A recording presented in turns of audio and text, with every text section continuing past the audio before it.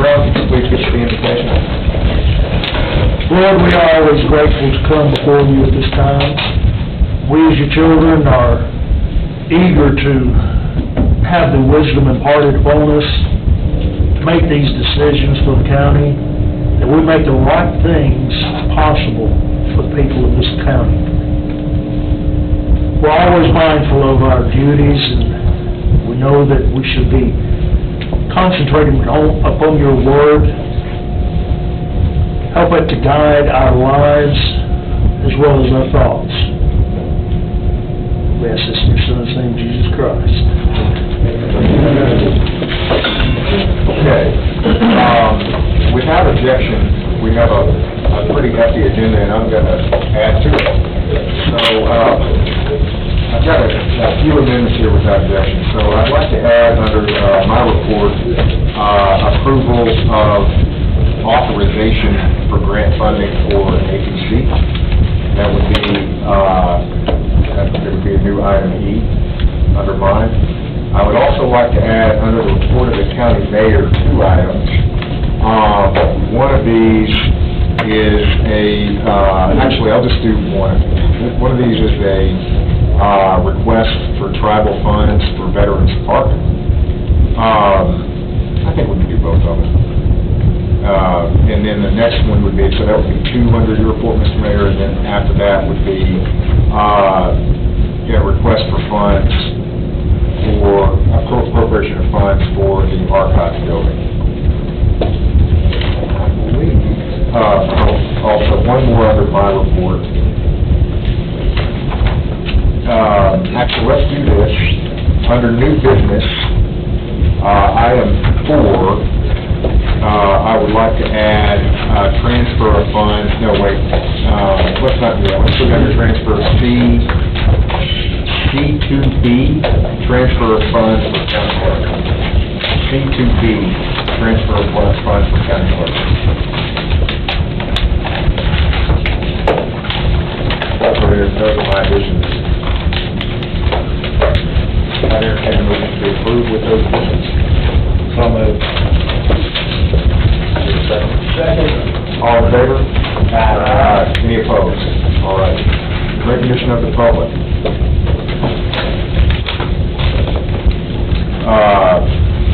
I'm not going to lie. This is a kind of hard to read. Mr. Michael Bartley.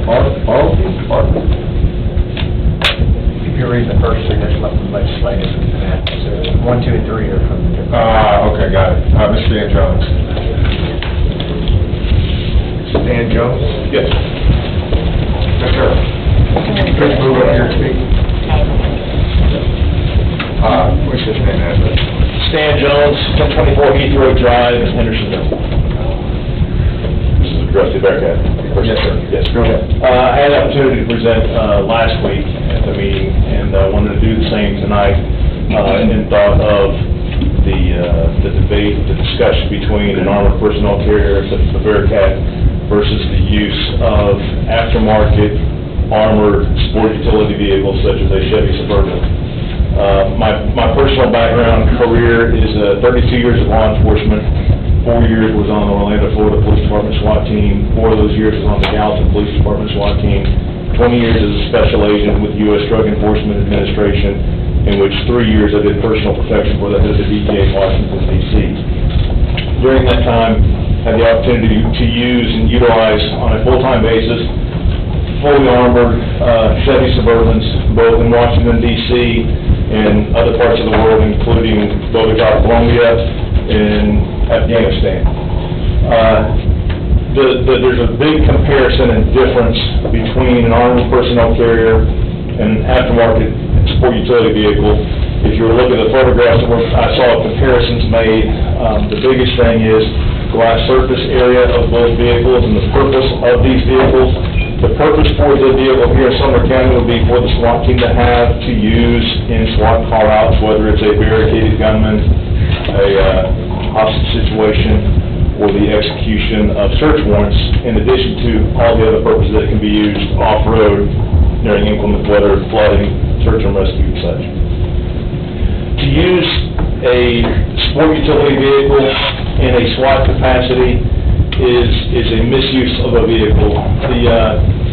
A fully armored sport utility vehicle basically is the purpose of transporting a protectee from point A to point B. And when things go south, when bullets start to fly, the job of that vehicle, and use of that vehicle, is to evacuate a person, get them away from danger. Where the Bearcat would be used by the SWAT team here in Sumner County to approach danger, to go to danger, to go to the fight, versus getting away from the fight. The surface area of glass, and I don't want to get into specifics to compromise safety or the integrity of the protection it provides. The glass in a sport utility vehicle, even when fully armored, that glass is just buying you time under gunfire, and it literally is just seconds. It's not anything. It's not bulletproof. It's not going to withstand much of anything. It will withstand some, but it's basically buying you time to emergently evacuate. And that's not what the Sumner County SWAT team is wanting to use it for. It's not to evacuate. It's to go to the danger, to go to the fight. Another thing to strongly consider is, and you look at the guys on the team, I'm no exception at 250 pounds. When you have a SWAT operator that is dressed out in gear, you're beyond 300 pounds in gear and size. And a fully armored Chevy Suburban is going to be enough to deploy 3 officers, no more. By the time you get gear on, for one thing, drivers committed to the vehicle, they're not going to be able to get out and deploy with the team. By the time you get 3 operators in the seats, 2 in the back and 1 in the front passenger seat, there's no more room for anyone else in that vehicle to be able to reasonably deploy. You can't have, if you use it as a rescue vehicle, God forbid a downed officer, and you're using to approach, then you have a 3-man team that would be going out, 1 to cover, 2 to transport a victim officer, or another victim for that matter, and now you're exceeding the capacity of what the vehicle provides by now you don't have enough room to get everybody back in. And that's a huge hazard and a waste of a resource. Whereas Bearcat is much larger, can position itself to be much more effective and to protect someone in a rescue situation and to be able to accommodate the actual rescue with room inside the vehicle. Another big thing is that the aftermarket of a sport utility vehicle, by the time you add the appropriate armament weight onto that vehicle, even though it goes through an adjustment with transmission, an adjustment with the hinges for the doors, and adjustment with the suspension, it still is a significant amount of weight on basically the same size tires that are designed for the street. It does not have the tire capacity to be off-road in northern middle Tennessee in inclement weather and be in mud. It's going to sink in the mud. It's going to become useless off-road in Tennessee, where the Bearcat is designed everything from tire surface size to torque to horsepower to manage that in an off-road capacity. Another significant point is back in the older days when Chevy had the Suburban, they called them the barn doors. Those doors open like a regular hinged door. Well, they have since gone to the door that rises up. And because of the piston capacity of that, they don't armor that because it can't support the weight of that to go up like a hatchback. So they make an interior door, which is armored, and then that hatch door closes over that. So to go out the back, you can't open the door to get out, to open the second door to get out. So it basically becomes useless to try and evacuate the vehicle out the back end because you've got 2 doors to deal with, one of which is ballistic and the other which is not. It becomes very cumbersome and very awkward to try and get in or out through the back, which, again, in a rescue situation, it's very complicated quickly. If you have any questions, I'd love to address it. If not, thank you for your time and consideration. Yes, sir. Laura Baker. Good evening, Commissioners. Thanks for the opportunity to speak. Laura Baker, 424 AB Boyd Road in Portland. And I want to thank Mr. Jones for your service and all you veterans here today. What a nice surprise to see you here, and see lots of Vietnam vets. So I just wanted to say welcome back. Sorry. I always get moved when I see Vietnam vets. So, last week, Emergency Services Committee meeting, I wasn't able to make it into the room, even though it was my only wish for my birthday. But in any event, the discussion on this APC and all, I did watch the video afterwards, and I have to say I was kind of distressed over some of the comments that were made in the narrative that was made, saying that if we don't support this, then we don't support emergency services. And frankly, I'm a little tired of these false arguments that says once it's this or that, and if this, it can't be that. And I found that very a false representation of anybody who might speak against it. And frankly, I hesitate to even speak about it because I'll probably be a pariah, as I already am, and it'll pass, and then you look even worse about it. But as I said, I didn't appreciate a lot of the comments that were made, and one of the things that, questions I would have, and I have several little points I'd like to make, is why, if this was such a need here, why did this never come up before? Until FEMA dangles some money out there, and suddenly we have to grab at the money. And so I find that a little interesting. And then on the way in, we talked to a couple of people in the emergency services group, and they told us that the need for this thing is like on a monthly basis. And I found that very distressing because of all the meetings we've gone to, I've not heard of those kinds of reports of incidences here, and I haven't heard it reported to the Emergency Services Committee either, so I found that very interesting. And would encourage you to ask more questions about that, because I think that those kinds of things should be coming before the commission if we have that kind of need here. And that would also raise questions about what other law enforcement needs we have, not just in terms of equipment, but manpower.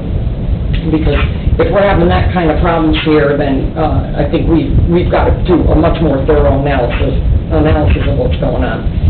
It also raises the question to me of now, do we have a whole new special interest group? This is eerily reminiscent of 2012 Strong Schools, where we have a whole new special interest group come out now, and even frankly the committee, that anything that is asked for in this group feels like we need to oblige. And there was a lot of concern expressed from people in the committee, and I know the public is, once the feds have their claws into us, what does that mean? And, you know, people said, well, our people will never turn on us. And I understand where that comes from. These are good people, and they live in our county, and we love and respect these people, right? They serve us, and this is no disparagement to them. But I will tell you that I don't feel confident that we have anybody now who, if the feds came in here and said, I want to haul you off because you've attended something in Washington, D.C. that we don't approve of, that anybody's going to stand at the gate of our county and say, hell no, you're not taking those people out because they attended an event. And what will happen is some people will be attending a MAGA event, and the feds will say, hey, Sumner County, go in there and use that thing to break that thing up, that event up. And when we say no, if we say no, they'll say, well, we'll take that thing and commandeer it against those people because we paid for it and you're going to do what we tell you to do with it. So it's not the way people think it's going to happen, but that's why we fear the federal government. And as somebody mentioned in that Emergency Services Committee last week, that in public comments, that we never thought we'd see some of the things that are happening in our country right now. And frankly, I'm more afraid of that than some of the things that machine will address. And one final thing, and let me just say, I support emergency services. Again, I don't like this false narrative, but I like to have discussion about things, and I like to make sure we thoroughly vet things. And so many times, over the 8 years we've been watching County Commission, we never hear about what the extra costs are going to be later on. We're going to have a garage now, we got to store the thing in, or need special kind of maintenance, or whatever, and I'd like to have a discussion about that. And, in a little bit to the chairman here, who said everybody's a fiscal conservative until it's budget time, I would like to add to that everyone's a fiscal conservative until federal free dollars are involved, and just remember, nothing's for free. Thank you. Thank you, ma'am. Mr. Governor. Oh, boy. It's rare to, Kevin Baker, 424 A.B. Wade Road. It's rare I get to follow my wife. But she does make some good points. I think this is going to be the one time I'll be able to say something that Merrill Hyde wasn't able to say that he was there, although you were on the commission back then. This is, and I'm going to use a word that's used, eerily similar to something that happened on May 2nd, 2016. Commissioner Becker in the room? Because he was sitting there. Oh, Commissioner Becker and who's the other? Oh, Ben Harris. The conversations that we had last Monday were just like the conversations that we had in May of 2016, when the county wanted to buy a tracked, all-terrain vehicle. It was going to cost the county $119,000. Okay, a grant, but we were going to have to shell out. And the same kind of narrative we see, as Laura mentioned, like, if we don't have this thing, the same kind of discussions. Metro Nashville had just lost a police officer in a flood, and the concerns were that the May floods were coming, and we need this thing. If we need the things, we should get them. We talked about the shootings that happened in Westmoreland a few years back, and we needed infrared goggles. We got infrared goggles now, because we needed those things. But when people talk about militarized vehicles, the public really is concerned about that, not just me, the public. And it's a real thing. So I'd like you to think about that. Like I said, I'm not going to go through the list of who the people were that voted for him. I think you're going to be a little bit surprised of what happened, because we don't own one of those things. You'll be surprised at the people who voted against it based on some of the stuff that we pushed back on. But some of the people who did vote for it, like I say, it's funny how history kind of replays itself. I don't want to see that happen again. Thank you very much. That concludes the recognition of the public. Entertain a motion to approve the minutes. So moved. Second. All in favor? Aye. Any opposed? Motion carries. Okay, my report. First one here is to, item A is to reconsider the energy efficient and conservation blocks grant. When we spoke about this last month, Mr. Mayor, at the time you weren't 100% sure. We had kind of passed your mind, it was a long meeting, what this were going to be used for. And I think you since called me and noted that this was going to be used for an HVAC.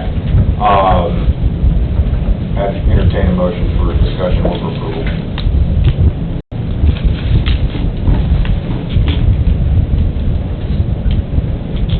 I'll move to approve. I'll second for discussion here. Okay, anybody want to get into on this? I do. You'll say the same thing I said last month.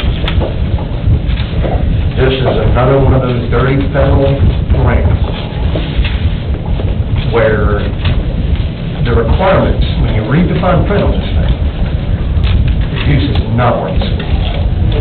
One of it really says Biden's bill to tackle a climate crisis with a goal of building on an equitable energy economy to advance diversity, equity, and inclusion. And the county will be required to submit energy efficiency and conservation strategies that include encouraging behavioral changes amongst the population, development of infrastructure such as greenways, pathways and walkways, and using wind energy for government buildings.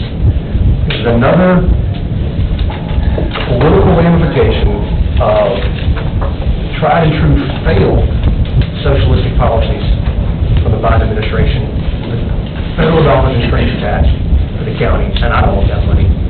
I'm voting no. Mr. Brown? This thing has a whole lot of inspections that have to be done, according to DEI. That's, we're going to have to do a whole lot of things to make sure that we are giving that contract to certain people, and then once follow up with all that, we'll have to have an army of inspectors, just for $77,000. We're not even getting, you know, I see that thing added this time, all the other states and localities, and some of them are getting, you know, quite a bit of money compared to what we're getting, but we're only getting $77,000, and I just don't see that. Again, and the thing that I pointed out last month is it's going to change. It's already said that in the document, it will change. We You know how things change in the federal government. Mr. Long, you got some notes on this, or you had a discussion about it? Talked to Mr. Northleaf, and what she told me was that the amount was for air conditioners, and as far as her understanding, the amount of reporting that was required was to show that these air conditioners were just more efficient than what we're replacing.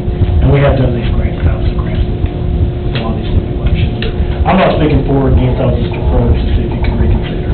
Yeah. I have one comment, and it's just very similar kind of comment that I had on my last, during legislative relevant to hiring. I don't know how things are going to go with the Bearcats, but I can see there are a lot of people in here who've been for it, and there are people, and there's a lot of pressure to apply for this grant for federal funds for a Bearcat. And we know, there are going to be stipulations on that set of federal funds that we don't like. If we approve the one, I will find it interesting if we approve the one and not the other, for consistency's sake. But I would maybe note here that,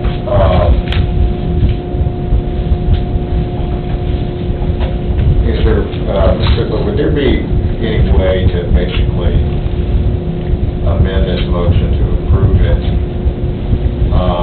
but with a resolution that states, basically, we reject any of the federal guidelines, reporting requirements that come along with it. So we'll take the money, but we won't abide by these. Will that work? Probably not. I mean, it's not money, it's our tax money, right? I don't even have to research that one for you. Yeah, you'll have to sign it. I mean, You'll have to sign a federal contract, and you'll have all the well, stipulations. just strike it. Nice try. Go ahead. You said we have applied for these grants as received, and what have we been reporting? My understanding is that we did the Greenway is an energy efficiency, and there may be some additional requirements, but we use some on the Greenway because they are alternative walking versus. I don't care if we pass it or not. I just want to discuss it, that's right there.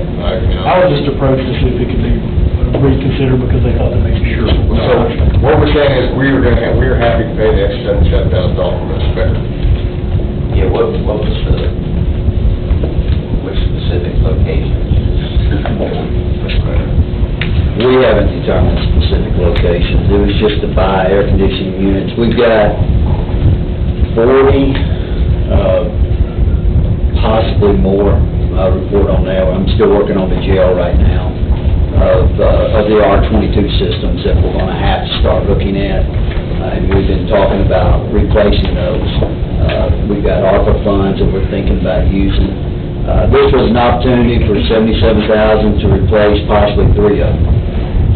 If we don't want to do it, that's fine with me. I mean, I'm not building a Greenway, I'm not doing any equity or anything like that, I'm putting 3 air conditioning units in. That's it. And they'll be better than what was there. One of the things Commissioner Schmidt and I were talking about is there's a new Freon requirement that's happening in 25. So not only will our R22 units that were starting to get phased out in 1987 will be obsolete, so will everything else we've got to date. I agree with Mr. Mansfield. This comes with so many strings attached and it's so little money. I think it would be a foolish thing for us to do with the county dollars. It's just too many restrictions. There are so many things that go into energy efficiency. It's not just air conditioning units, it's insulation, it's roofing, it's everything known to man. It's a rat's nest we don't want to get involved in.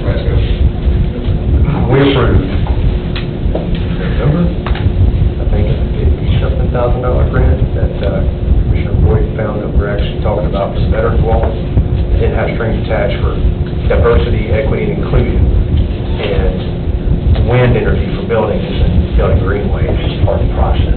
I think if you want to go after different grant money, there might be other opportunities out there for that, or versus this, I mean, and that was, I don't know if that's a state grant or federal grant, I'm not sure, but again, that was something that we passed, and it was spoken by general office on it.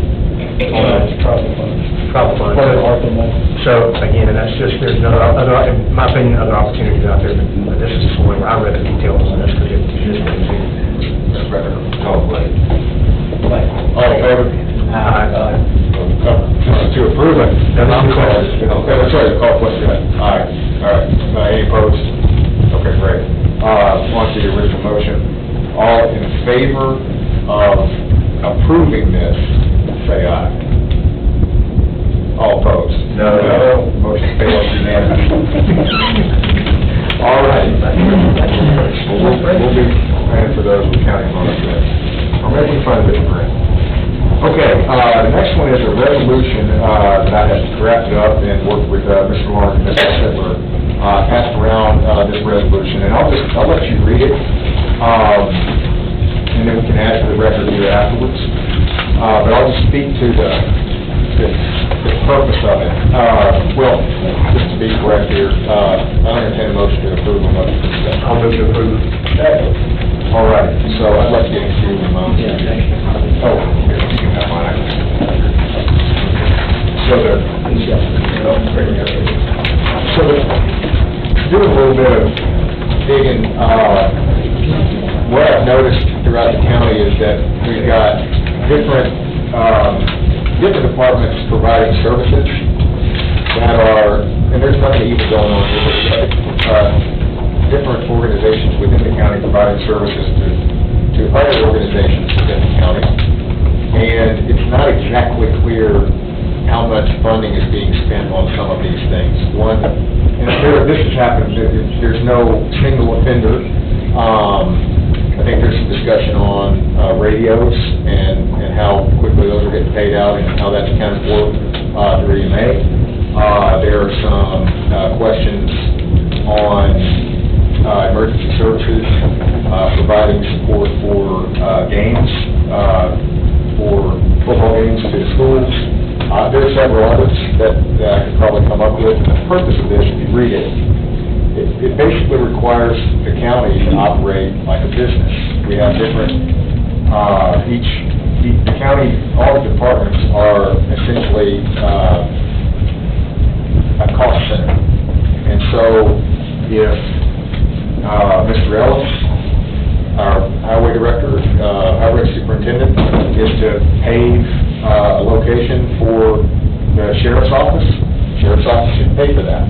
Now, it does give, we can understand that there's a little bit of efficiency for taking care of something small, so we do have, I did propose a $25,000 kind of fudge factor in there. But basically anything that should come to this commission should be billed. So, that's the purpose of this, and it has some teeth to it, because it would direct the law director or the finance director not to pay for those services if we found that, we spent $50,000 to pay something, or $50,000 for EMS in one location, that would be accounted for properly, then would be approved. So that's the purpose of this. Any other questions? Okay. All in favor? Aye. Any opposed? Motion passes unanimously.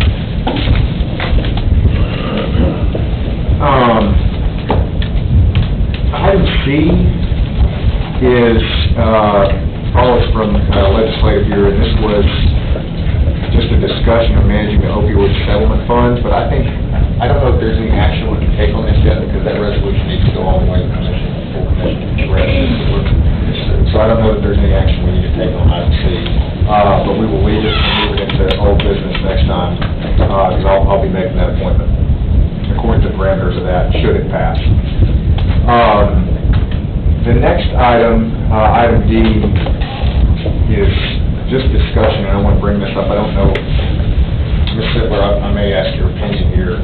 I've spoken with various folks about kind of upward trend of spend in the election commission and what has driven that. And really, it seems to me to come down to two things. And it's arguable what the causality was.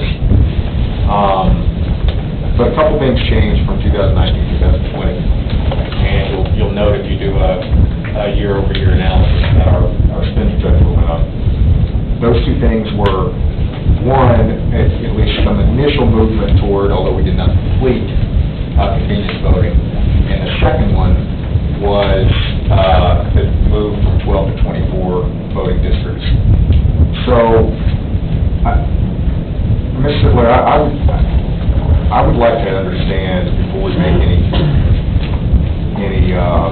as we're moving into this budget season, to understand something of a grid of, if you think about the x-axis being 12 versus 24 districts, and the y-axis for it being convenience for voting versus not convenience voting, what's our bang for our buck?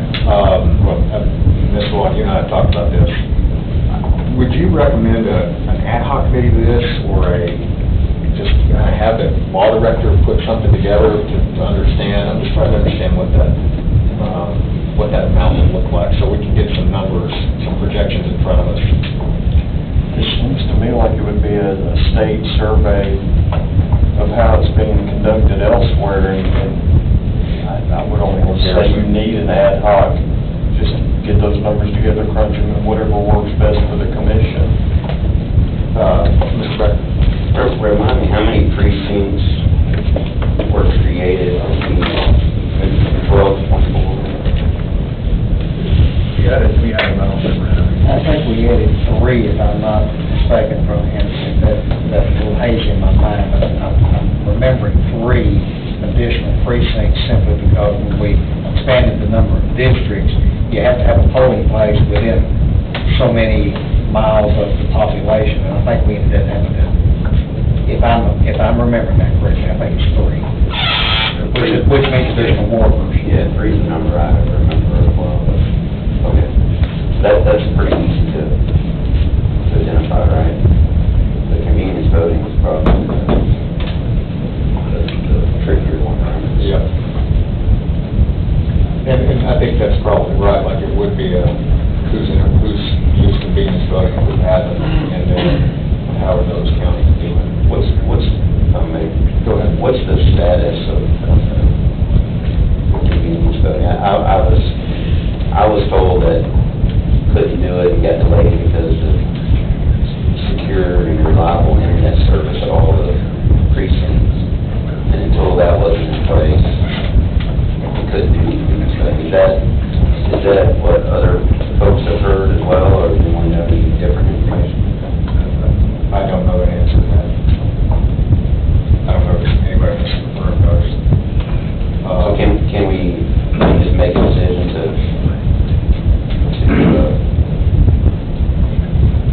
just not move forward that way? I mean, you started out a conversation, I guess, from a funding standpoint. Yeah, that's right. It's just about trying to understand the numbers.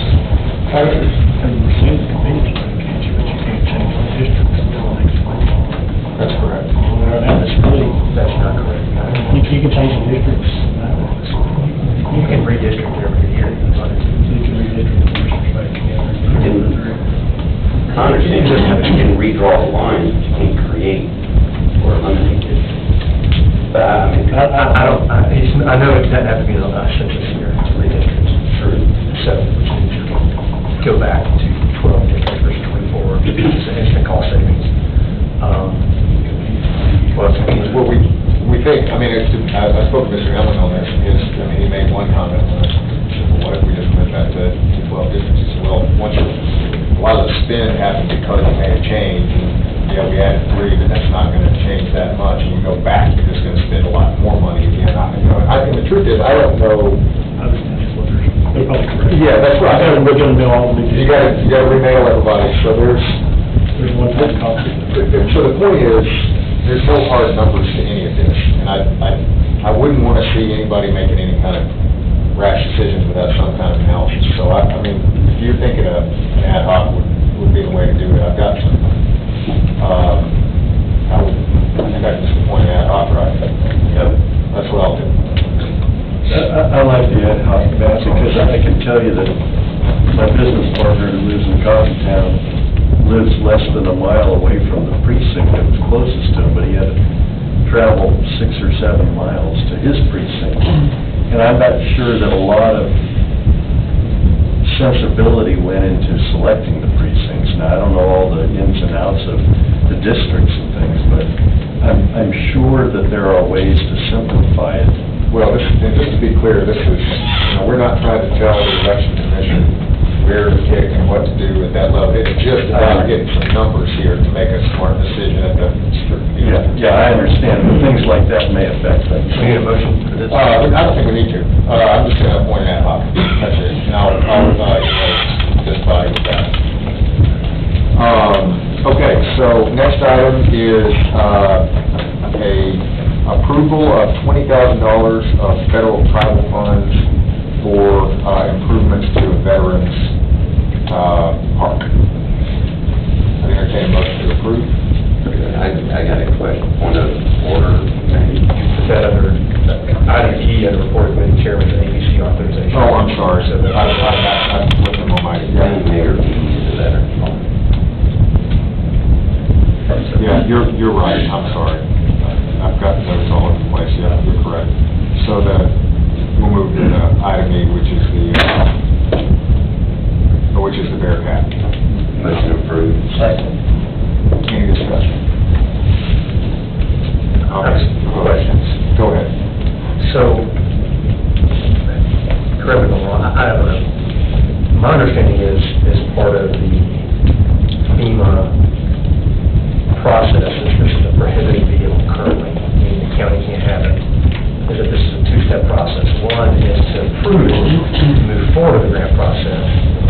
And then the second part would be, once approved and we go through the grant application, it comes back to committee and commission for the second approval reading, once we can read the contract. That's correct. This is and I spoke to Mr. This White is about approval to say, yes, we want to move.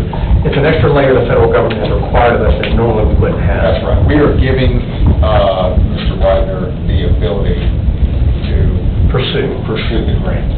Correct, but knowing that we haven't fully, I've received an email. We need a resolution for it. It's going to have to be a resolution allowing him to do that. Correct, but I'm just understanding the process. One is, this is just the first order of approving it so that we can begin that process and discussion. And then the second part is, once we approve it, then they go through the grant process and come back to us for the appropriation, for the approval of, once we actually get to read the details of the contract, such as this energy efficiency thing we read. Right now, we don't have that exactly. That's right, and I want to get ahead of it. So go ahead, I want to get into here. I got some amendments. Well, that's fine. I just wanted to clarify, this is a two-step process, not a one-step process. So it's not like this is getting approved tonight, this is That's right. move forward tonight. That's right. To explore and go through the process. That's correct. Okay. Very specifically, it is an approval for Mr. Widener to pursue the grant. That's a limited scope. That's a limited scope. We're going to let them get it without our... According to, because of the administration's new rules on this piece of... There were some questions and confusions people had, thinking it was not a two-step process, and I was pretty sure what I was going to ask. It is two-step. My understanding is it's a two-step process, and all we're doing is approving, say, yes, we're going to let... And just so it's not just me saying this, Mr. White, I'm going to spin the rules very briefly. Mr. Widener, is what you're saying correct? It's a two-step process? Correct. Okay. Thanks. We're going to come back here. We may ask some more questions in a minute, but we're on the record here, two-step process. Good, that was my main question. So I would like to get in queue here and propose a couple amendments or additions to any resolution to approve this. One stipulation is that this vehicle shall not be utilized without a court order that is publicly available. We have seen the federal government issue court orders under seal. And so this shall not be utilized without a court order that is publicly available. Two, shall not be utilized to enforce any action counter to either the U.S. or Tennessee Constitution. Three, shall not be utilized for any parades or public displays. I would make the motion to amend the resolution to approve this with these three stipulations. Second. discussion of those amendments. Public displays, what do you mean they cannot bring it to a school, like, there's a program that they have for kids, I don't know if they're still doing, where kids can go to a police car, a fire engine, so they wouldn't even be able to use that for that. Parades. No parades. No parades. Use it for its intended tactical purpose. And we can stop it any time prior to signing the contract if we don't like the terms. Yes. Okay. But what we're saying here is that, what we're really talking about here is that nobody trusts the federal government, right? Everybody says that, so what we're saying is, we're gonna put this right up in the open, that we're not gonna use it for these things the federal government we don't trust you about.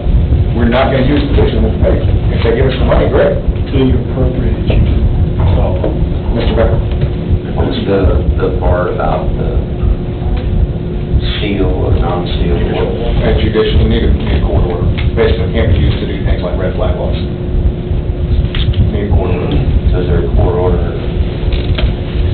Well, would a court order be in place for all the true intentional usages? I'll suspend the rules real quick and just confirm that.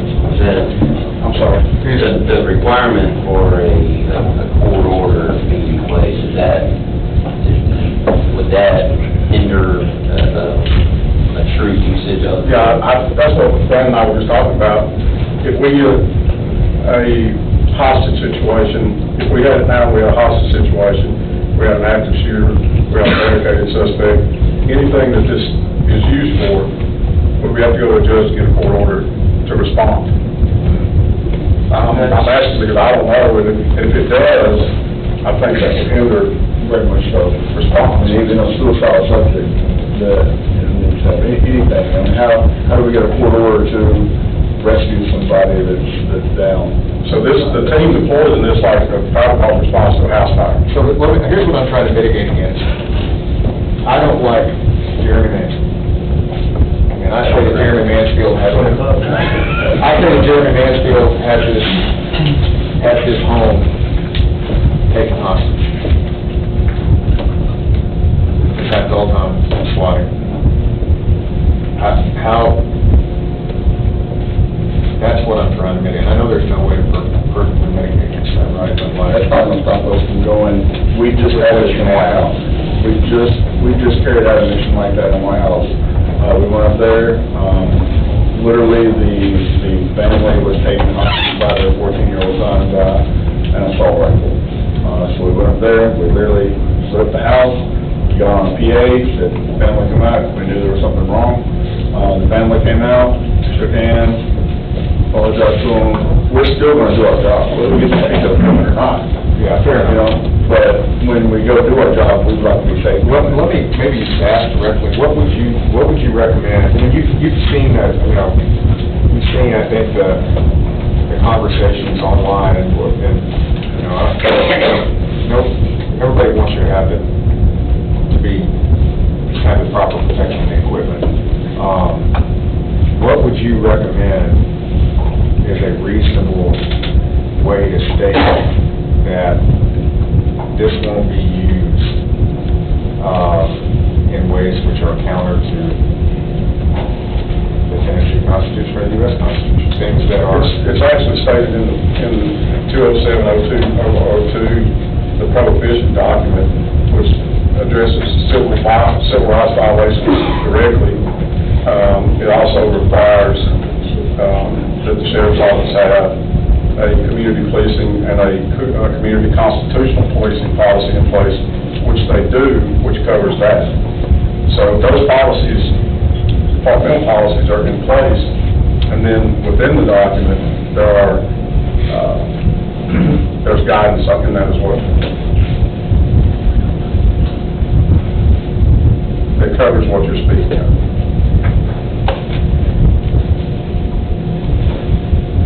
Well, let me get a point about one of the ministerial theories we have in the media. So if there's an immediate threat, forget my ignorance, so if there's an immediate threat now, you're not going to wait for a court order. So if they execute a search warrant, they've got to get a search warrant signed by a judge. But in this situation, you don't have time to get a court order to respond. Thank you, Mr. Chairman. A possible amendment could be just add the language in there that it's for an immediate emergency situation. Where life is... That's in there. It's in the document. At the same token, on the same line, it would go a great deal to get those using this vehicle to settle the minds of a lot of the public to come out with a statement saying that it will not be used for those things, because we could put that stipulation in there, but enforcing it, I think the public wants to hear from the people that are going to be using it, Sheriff's Department, SWAT team, people like that, to give the reassurance that it won't be misused. Mr. Mansfield? Yes, sir. So, just respectfully, I disagree a little bit, or you may director on what, when you're reading what the federal government is putting out for their guidelines, when the federal government is the one that says,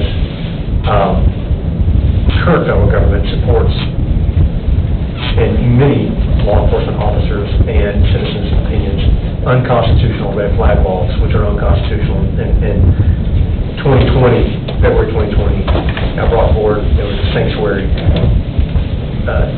Second Amendment Sanctuary County resolution where what happened, it started in the state of Virginia, where the governor and a Democratic governor and a Democratic state legislature passed red flag laws, which are inherently unconstitutional. And the sheriffs and the county commissions of the state of Virginia, a majority of them, I think it was like 78, at least 75% of them, as of January of 2020, passed. It was in the fall of 2019 that the Virginia legislature passed this. They passed these Second Amendment Sanctuary County resolutions, is where it started because the local law enforcement as well as the local governing bodies were operating under the doctrine of the lesser magistrate, which says when a higher form of government, basically, is doing something that is unlawful, meaning like unconstitutional under our form of government, or illegal or even immoral, it is up to the lower magistrate or the lower form of government to stand up saying, no, we're not going to do that. So what happened in Virginia was those legislative bodies of the counties as well as the sheriffs in those counties said, you can pass, and the problem comes into people what you define as a law. There's a lot of statutes and laws that exist in Tennessee that are unconstitutional. Straight up, it happens every day. Just because a law exists does not make it statutorily constitutional. It just doesn't. And so the citizens have a serious concern, and rightfully, I was thankful for that movement when that happened in 2020, because these sheriffs, and as we all know, the sheriff is the highest elected law enforcement in the land. They can tell the feds to just, forget about it, you're not coming to our county. They can tell the army you're not coming in. I mean, because they're elected constitutionally, so they have more authority and power than people realize. So I understand on one side the importance of our law enforcement being the first line of defense. But the concern here is when we're reading a federal document talking about, well, the feds can't do this, it's just hogwash in my opinion, because the feds are the ones violating our Constitution every day with things like that, what they say, with unconstitutional things like red flag laws, or even just not even adhering to the spirit and intent of the Second Amendment as our framers intended, as most people agree and talk about.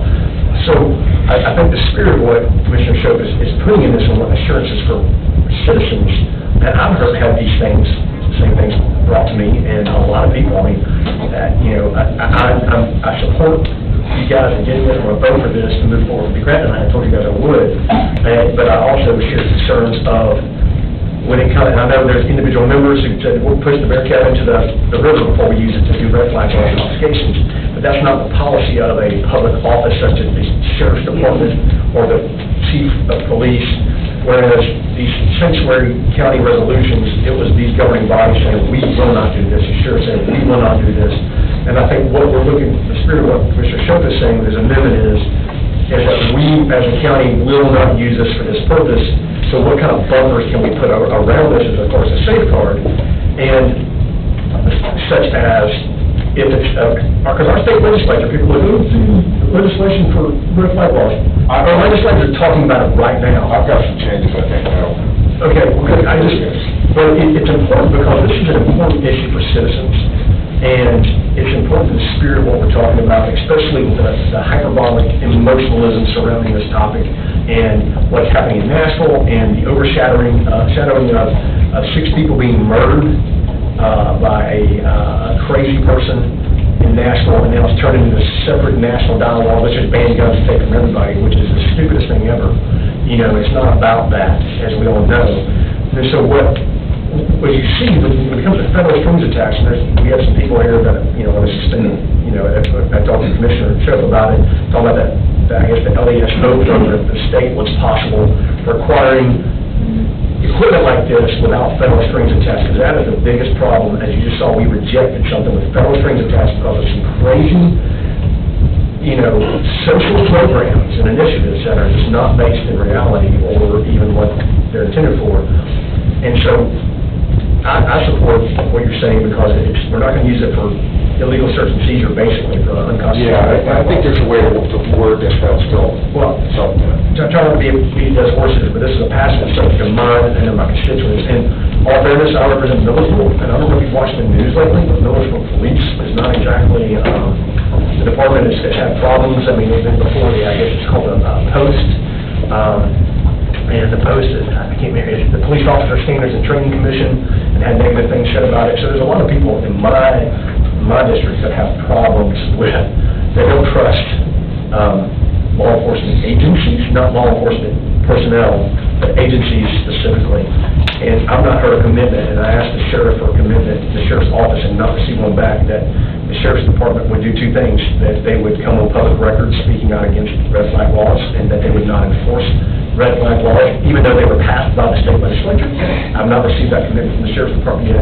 And also, sidebar for constitutional carry, the Sheriff's Association, unfortunately, and the law enforcement have been the biggest opponents of constitutional carry and the expansion of Second Amendment rights in the state of Tennessee, and that's just a fact. And so citizens want guarantees that our local law enforcement, not individual members, but as agencies, are going to support the expansion of citizens being able to protect themselves when our peace officers are asking for us to help them protect themselves. Citizens are wanting that same thing.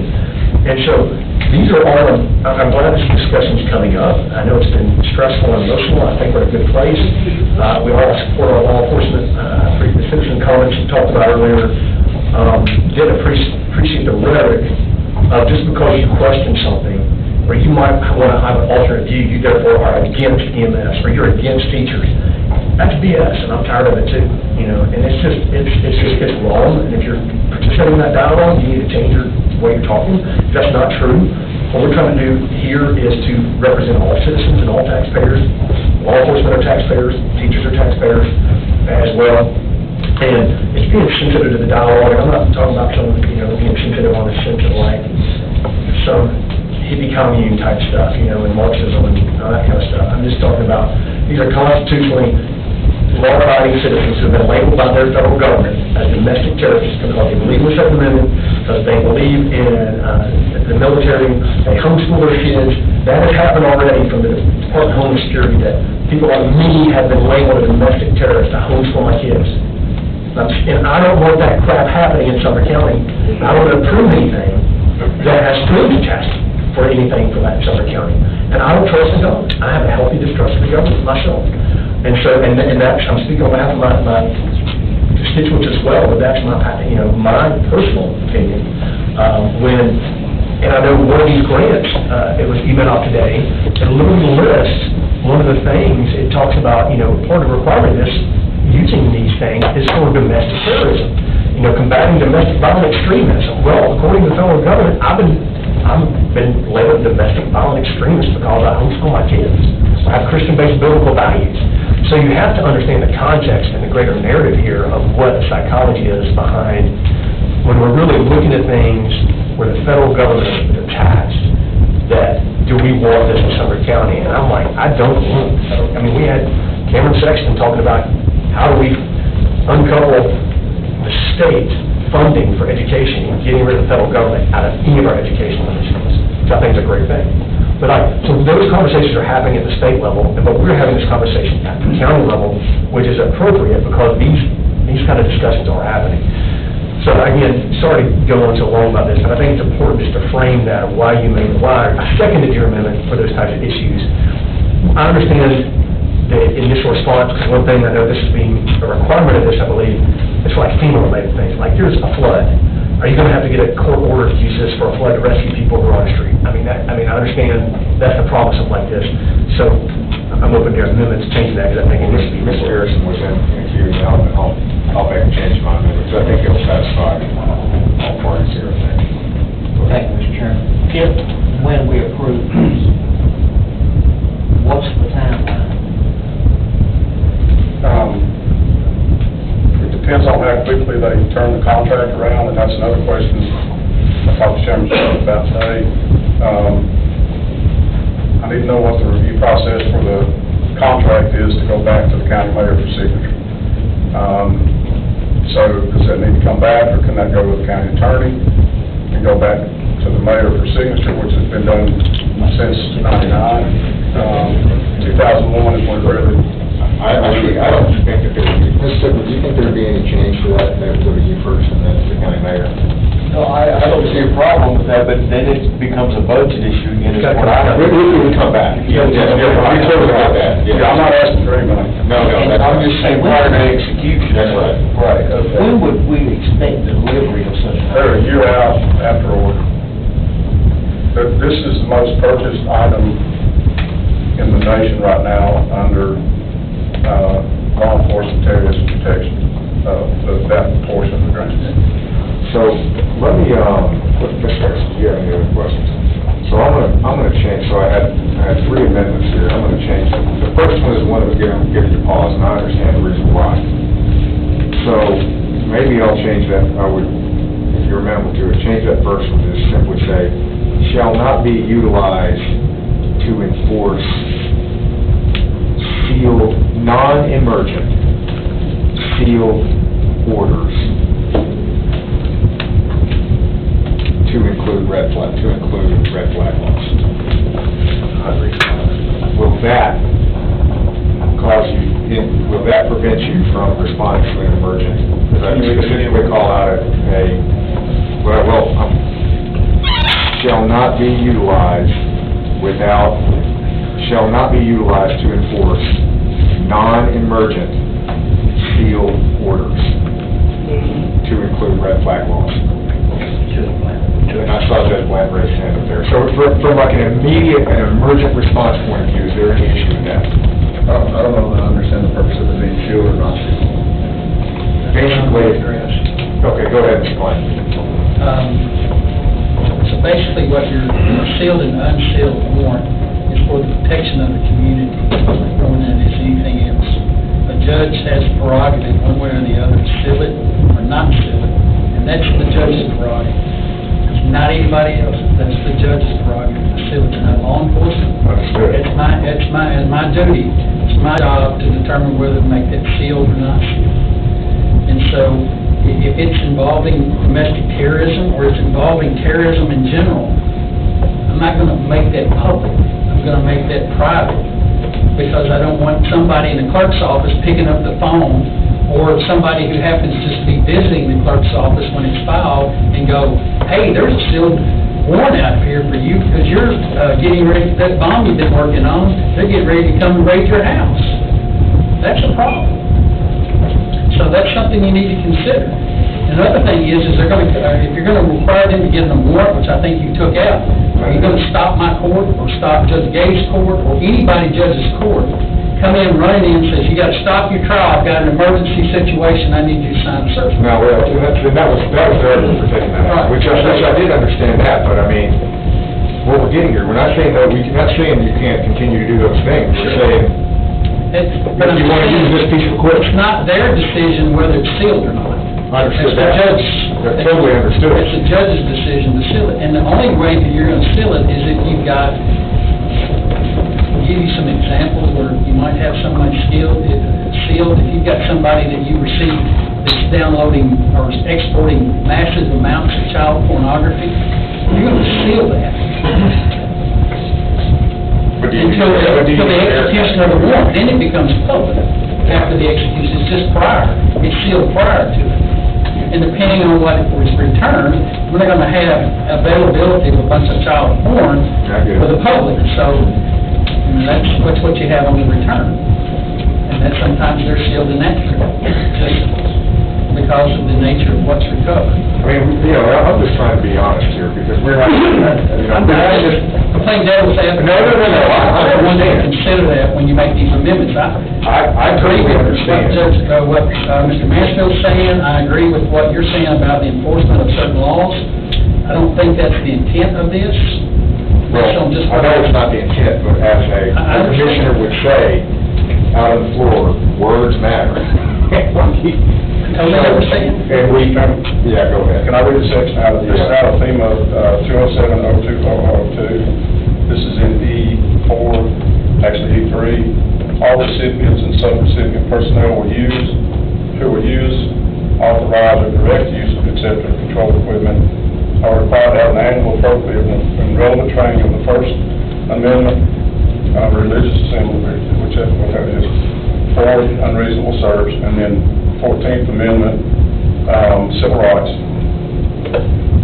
amendments, training on how to protect the civil rights and civil liberties of those in the surrounding community where the accepted or controlled equipment will be used is vital to ensure that the use of the accepted or controlled equipment complies with the constitutional standards and the protection of civil rights and civil liberties. Training objectives should define and explain relevant concepts and demonstrate the application of such concepts through equipment-based scenarios to show appropriate and proper use of accepted and controlled equipment by both law enforcement, non-law enforcement personnel, and the negative effects and consequences. So I'll make a motion, here's what I'll do, so that we can move on past this, because everybody wants to, you know, think the gist here is that we want you to have the equipment you need. I'll strike that first one, because it's gonna go to the full commission anyway, and I would like to work with you folks for some language here that will, so that we're not wasting everybody's time tonight, but that will address the public's thoughts here. Go ahead. I think a word that's worked for hundreds of years in the law enforcement field is the word exigent circumstances. I think that would cover everything that you're looking for. I think it would cover rescues. I think it would cover suicidal people. I think it would cover barricaded suspects. I think it would cover just about everything you're looking for. And that's something that's been covered in the arrest of a person who's been suspected of, or there's probable cause to believe that a crime has been committed and they're trying to pursue. It's one of the words, or the two words that they use in order for us as law enforcement to be able to make entry into a home without a warrant, is the words exigent circumstances. And I think those words fit in what you're trying to say there. And they may well, I have to research it, so I think for now, as opposed to going down that one for here, just go with the second two. I just changed the amendment to change those second two, and then I'm, happy to work with you on that first. I'll agree to that change, and that appears to from the Elliott. So, just to tell us briefly about that. Well, the rules are suspended if we want to have 30 minutes. Just to take a couple minutes, just to explain. This is for an alternative funding. This is for an alternative funding source for the Bearcat versus taking money from the federal government. There's a program out there called the LISO program. It's actually state funded, and what it is it's, you get equipment from the DOD. Yes, it's federal, DOD is federal, but you get the equipment that's handed down to the state from the DOD. It includes equipment ranging from 100,000-pound cranes down to small arms. Now, you take that equipment, they give you that equipment after approval through the LISO program, and after a year's use of that, you're allowed to sell it. It's free to sell it. You can actually make money off that. You can actually set that aside in the sheriff's office budget for whatever you want to use it for, versus having to use money out of your budget to do anything. You can use this LISO money where you sold these pieces of equipment for anything. And I'm going to let Brian speak for just a second, because Brian is a former chief of police, actually still the second chief of police of the Ridgeside Police Department. He's used this program, so he knows it best. I'm gonna yield to him because he knows this program best after having used it. Yeah, I mean, it's exactly what he just said. Basically, if you run the program right, you can realize money from it. It's not what it's actually set up for, but in the 3 years that I was there, we realized a little over $2 million from LESO equipment. You have to have a need for the equipment. We were building a new fire range, police station and whatnot, so I got B7 bulldozers, road graders, stuff like that, but like you said, once you get that equipment, and it all has to be approved through the state before you get it. You have to have a reason to get it. You can't just go crazy and get whatever you want. But once it gets turned over to you, after 1 year, it comes off your books, you own it. You can burn it, you can roll it off in the creek, sell it, whatever you want to do with it. But, you know, if you run the program right, you get this equipment. When it comes off the books, you get equipment to replace it, then you sell it, do whatever you want with it. But I took my budget from what it was in 2010, when I left there in 2019, it was actually cheaper, and I had added 2 positions. We bought cars, $192,000 worth of cars, at no cost to the city. And like I said, when I left there, $250,000 in the bank. The only thing with those funds is you can only use them for the sheriff's department or the police department, whatever the LESO, where you're at, it can only be used at that department. And it can't be used on budgeted items. So that's super helpful, and I think that's definitely something we can consider. I don't think that this precludes us because, again, it's a two-step process, so I appreciate that. I would like to have another time to come back and spend a little bit more time talking about this LESO program, because Brian's got a whole PowerPoint presentation that he can make on the LESO program, as well as he knows the man who directs that program for the state of Tennessee.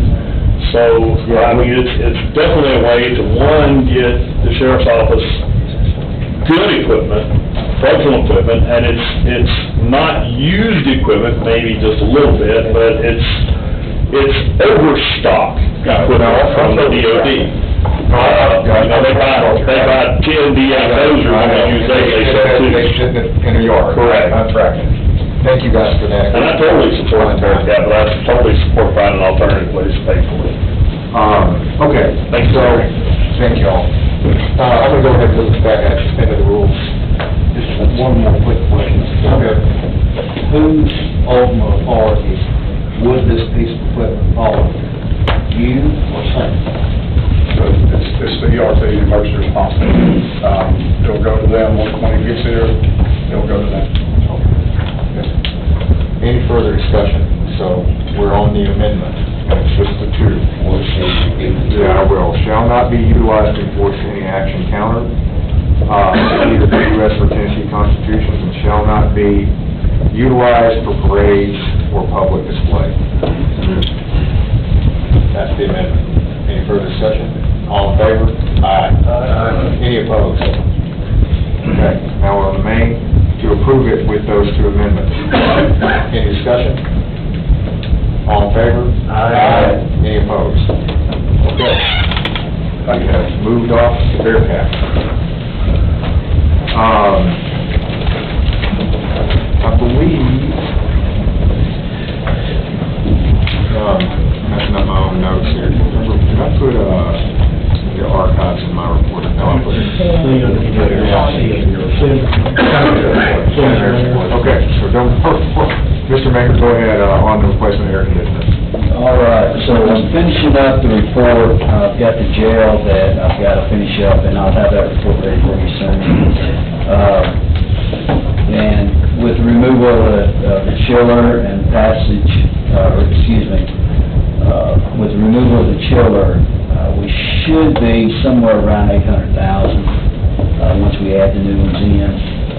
I'll have a better number for you next month, and I'll email that out prior to.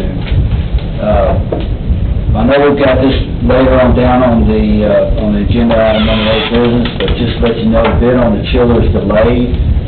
We've had to extend the bid to April 25th, and the reason being is that the pad that we put it on, that you see the chiller on now, is too small for the new model of chillers. So, we're gonna have to figure out where we can expand, because on one side's the parking lot, the other side's the generator, the other side's the parking lot, and then we got a little hill on the one side that we're thinking we're gonna have to dig out to expand that pad. So we've extended the bidding till 4/25, and we'll report back then. Let's see, we had a major meltdown at the jail, a sewer issue, had to do an emergency PO for about $40,000, try to get that mitigated.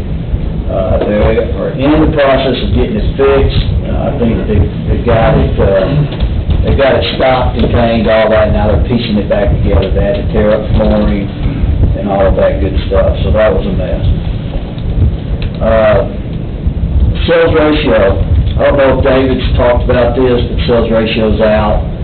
David, do you want to talk about that, and I'll be quiet, or? It came back at about 61%, and it was, I believe, 80-some% last year, but the issue with the sales ratio is, it's 100% year-over-year appraisal, the year after, and then the year after that, because we're on a 5-year cycle, they do a equalization ratio, and then the year after that, they do one. What they did, they take what the average house real property value is to the market value, and they adjust down 2 items.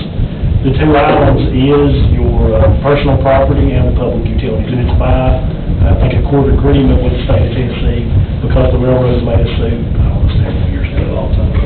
But we did get it back, the ratio brought down your personal property tax values by over 20%, so what that'll do is your next year property tax growth you usually see in revenues. What I'm looking right now, you're probably somewhere below 1% because of the ratio. Took a big chunk out of your growth. Make it a little simpler, basically what it's telling you is that you're about 39% underappraised going into a reappraisal year.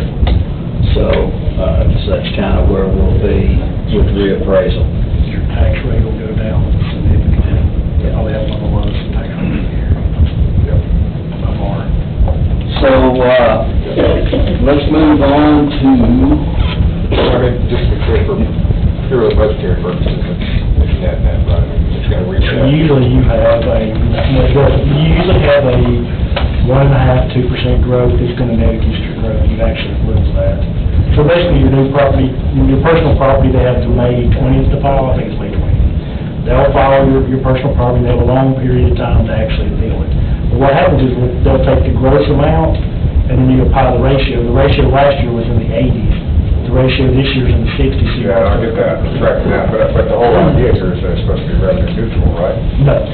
This particular thing is... Not on this part, no. And your reappraisal is not even truly revenue neutral either.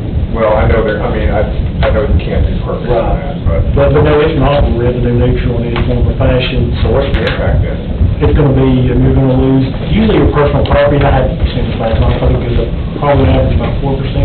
So your personal property gross from last year is gonna go up 4%, but then we're gonna gross it down by 20-some%. So you're gonna lose, a fair amount of your personal property and, a fair amount of your public utilities.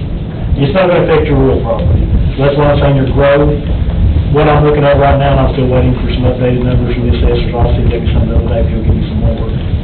We're looking to be somewhere under 1% probably. Okay, that's... Most of inflation. Got it. Any one year, you're 1.5 to 2, so you lost a lot of money through your equalization. That's what I'm getting at. Okay, thank you. A lot. Sorry for that. Oh, no problem. I just want to make sure that everybody was aware of that number. Next item on the agenda was the Veterans Park. A group of veterans came to me with a need. This is on county property. Basically, I showed the PowerPoint last. Any further discussion? Anything there? All in favor? I don't know what it is. Go ahead. Okay, basically what we're doing, the wall is starting to separate. The big wall that has the memorial bricks in it is starting to separate. So we've got a company that's going to come and shore all that up, and then we're also going to install a 35-foot flagpole. It's just the American flag, not those 5 that are in front, or that's more than that, now 7. It's just the one American flag that's in the back. We're going to raise it up 35 feet, and we'll have a bigger flag up there. And then the third thing is, we're doing some irrigation for them. We're just expanding the irrigation that's there to get to their other garden. We're doing all that internally. The original ask was $28,000. We've been kind of whittling away at this a little bit, and I think we're going to be okay around $21,000, $22,000. So just trying to find some cost savings where we can. Mr. Chairman, at the meeting last week, we had talked about possibly a less expensive flagpole the mayor was going to do. Is there any? That's what we're looking at. Okay. So, 22,000? Yeah, 22,000. The tribal fund. And it comes from the tribal, the $100,000. We're going to consider it split through two supplements. Yeah. So I would, actually, I don't typically do this, but I would amend my motion.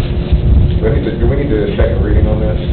I want to consider it flow through because there's a $50,000 we've received and $100 we're going to receive on tribal funds that can be used for anything. Got it. It's not necessarily tied to this, but if the committee's okay, I'll consider it flow through. If not, then it'll need a waiver and go to second reading if somebody objects. I will amend my motion, or I'd like to amend my motion to second reading.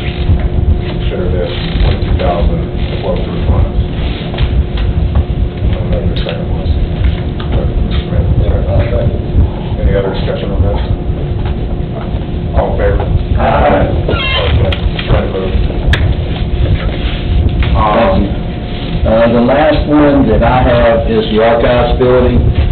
General operations had moved that we start the process.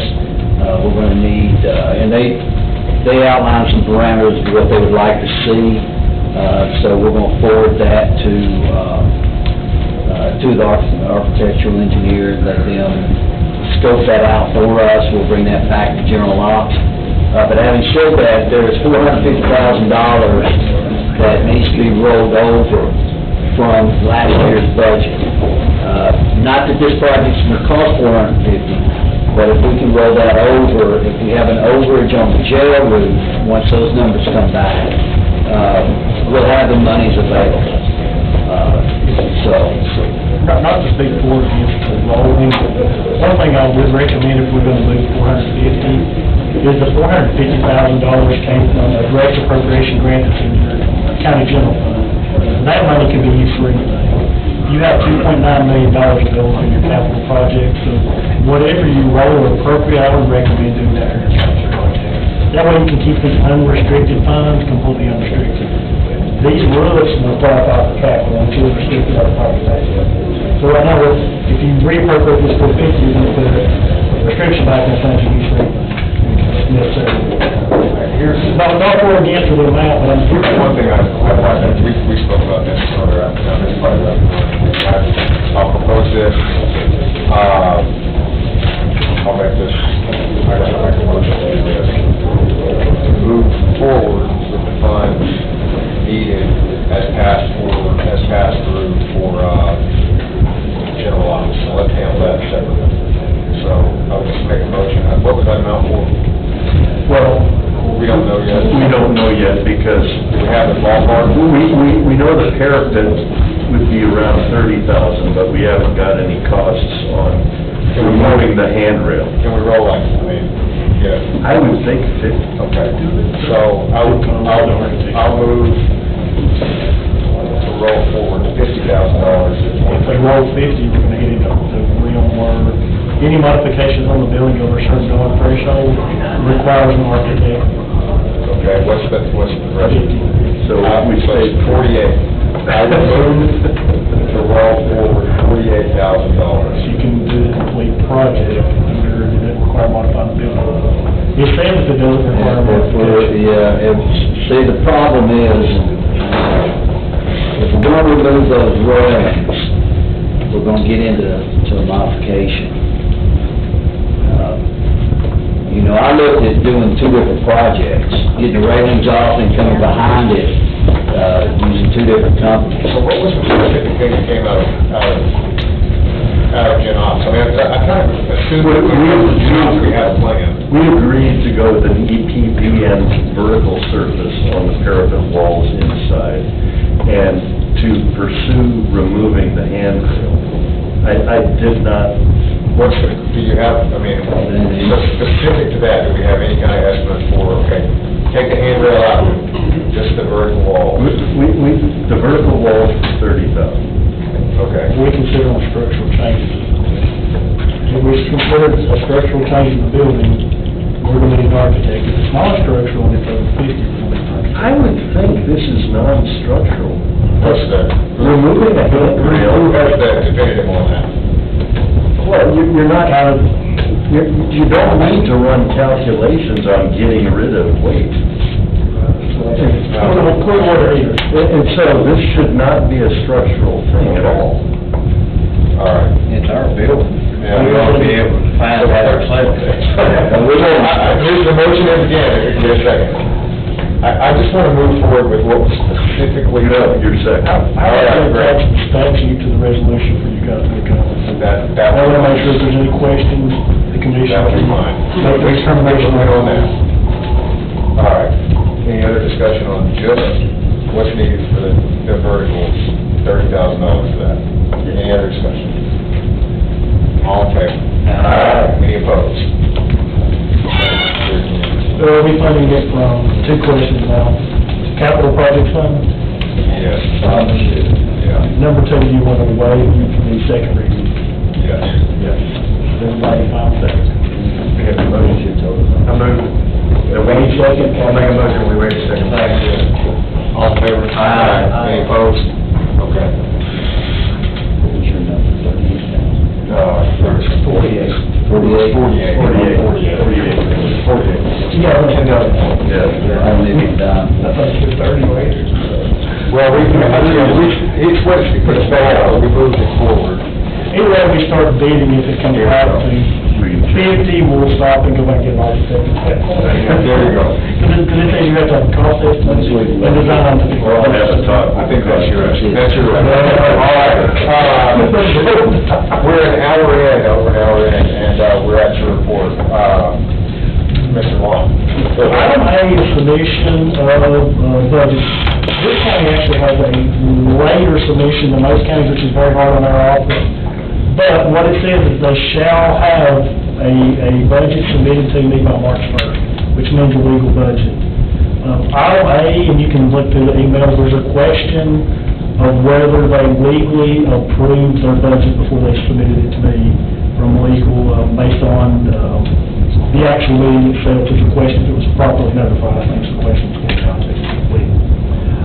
Number two, development services. Josh has been here for several years, we never had one late, he was barely missed, it was March 2nd at 1 p.m. The district attorney, the same thing. The Transit Alliance has not been funded in the past, and they've asked to do one recently. Item D, if we put them in, it's going to be a hardship on finance, because we have a very late time anyway, the budget's 3 weeks, and we'll be adding stuff in there.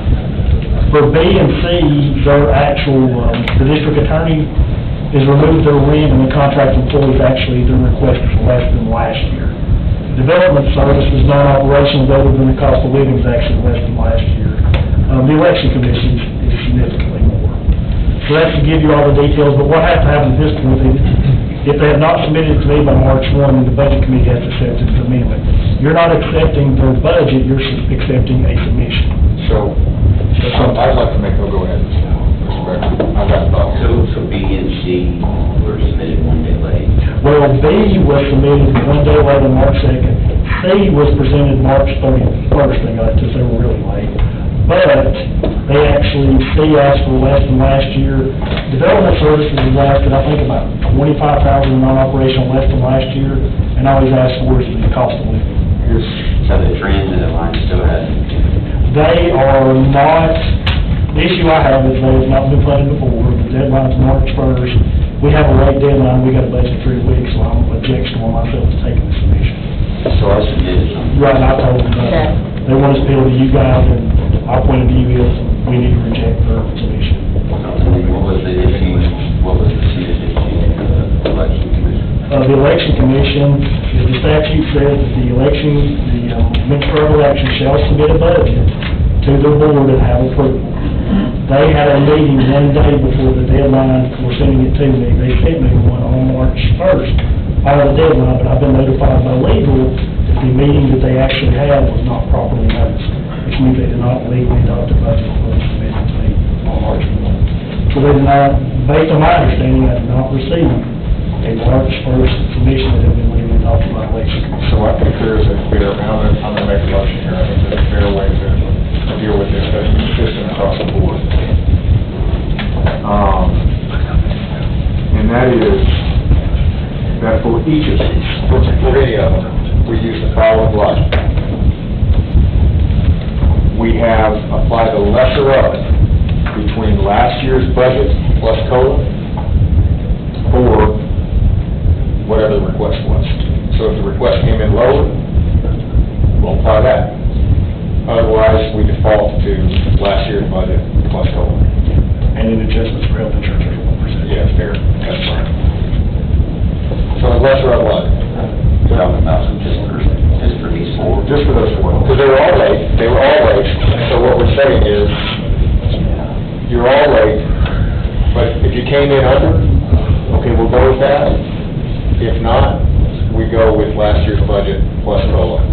And that's just to, I want to be clear, that's just to consider that their submission. You're not going to necessarily. That's right, let's consider that their submission. You're still going to have hearings and We consider that their submission. What's your goal about? I mean, you said before 2%. Well, it'll go. 6%. Right, but that was asking. So maybe the regulations would be, last year, the lesser of last year's or what they asked for, and then we'll take last year's salaries and you just have to call the way you got. Doesn't mean we approve that, that means that's the starting point. I'm going to major motion to strike T. Okay, but you included A, B, C, and But, D. yeah, but that's, their last year's budget was zero. Okay. Yeah, see, it's totally consistent. We have to give them both.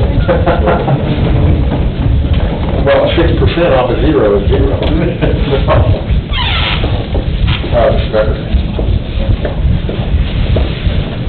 So I'm seeing here where the election commission disagreed that it wasn't like properly noticed, so what's the? Mississippi. Well, I sent a letter out, I believe, I also corresponded with the commission, but the only place this meeting was, noticed that I could find was on the election commission's website. It called it a special meeting, and there are certain requirements for special meetings. One is it's got to be posted at a location for public to see that there will be a meeting. Let's see here, notice, Who requested you to look into this? well, we happened to find out about it because we were walking by where the meeting was being held and noticed what was going on that we needed to see or know about, and then that's where our inquiry started.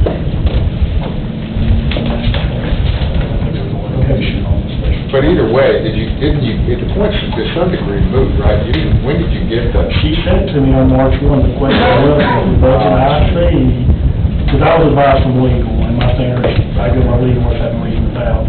Their letter said to disregard anything from the 28th meeting. Okay. Which means I would disregard that approval, which means they don't have approval. There are 3 requirements for special Yeah. call meeting. We'll go through them here. First, the meeting must be published in notice reasonably accessible to the public. 2, the meeting must have the purpose of the meeting listed in the notice. And second, you must have a location of the meeting as well. And in this notice here, we have the time of the meeting, which is Tuesday, February 28, 2023 at 4 p.m. It doesn't say where it is, doesn't say the purpose of the meeting. And as you all aware, they're meeting in different locations now, so it's really important to get the public's knowledge where they are, because that's been changing this past month where they're meeting. So that's why it's so critical. And that's why the statute says any action taken at such a meeting is void, which is statutory. And just the fact it coincided with their budget review, that was coincidental, we just came across this because we crossed paths, walking down the hall, and saw that there was a meeting going on. Where they in this room. I believe it was 112. Goes this room, yes. Any other questions? Go ahead. Was there anybody else was there anybody from the public here? One other person. So how did they receive notice? I don't know. There was one person from the public. One person from the public was at this meeting.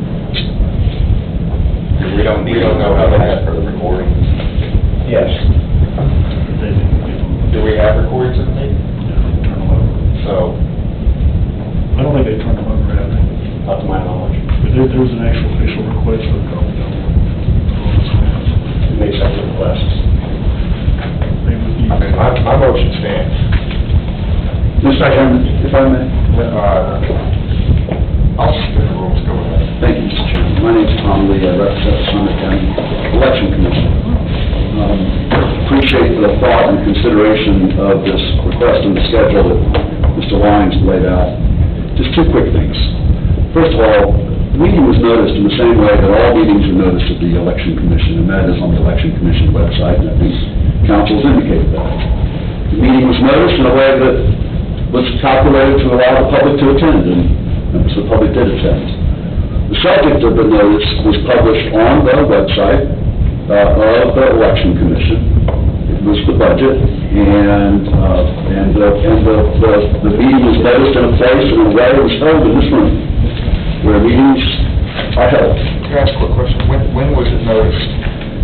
February 19, for a meeting on February 28. It was noticed February 19th.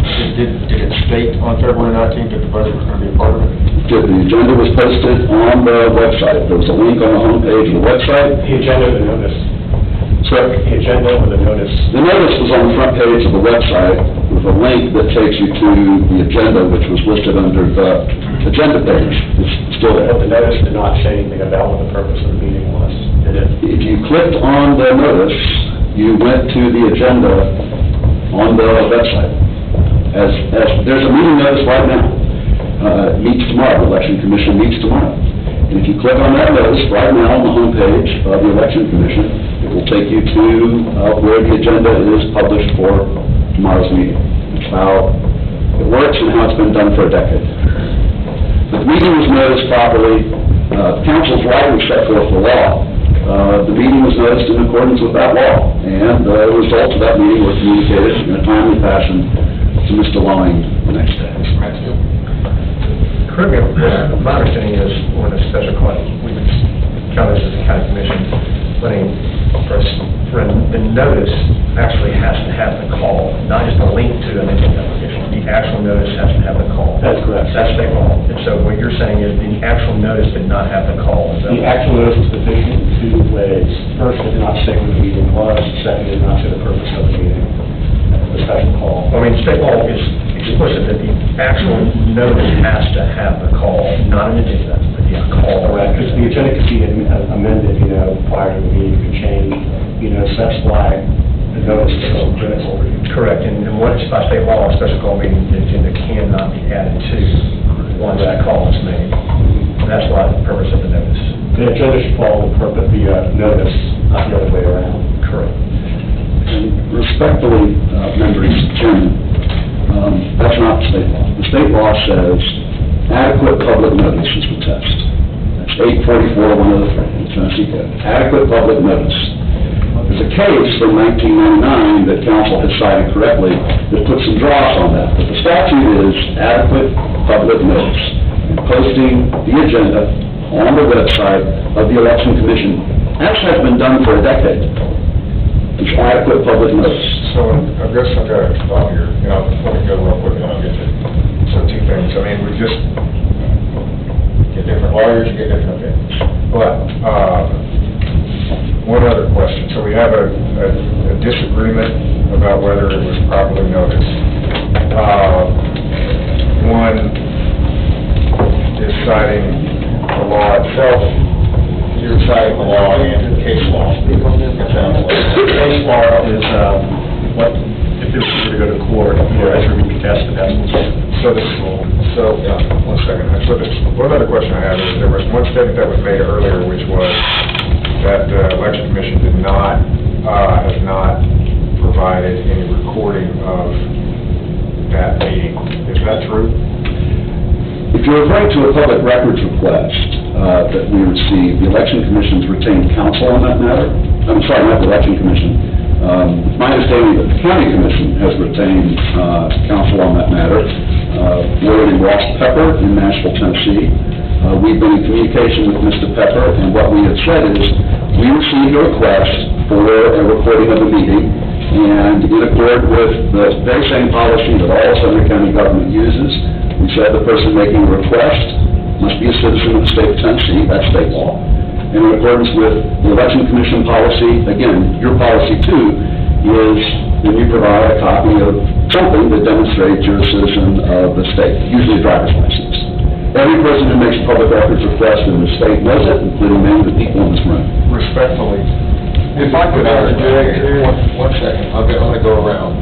I mean, ours is just, we put ours in there for... We'll provide that request tomorrow. Go ahead, Mr. Mansfield. I'm going to go back and read on what I said, it's overlooked. And this isn't a courtroom, so I'm getting ready to call this out of order. And move on.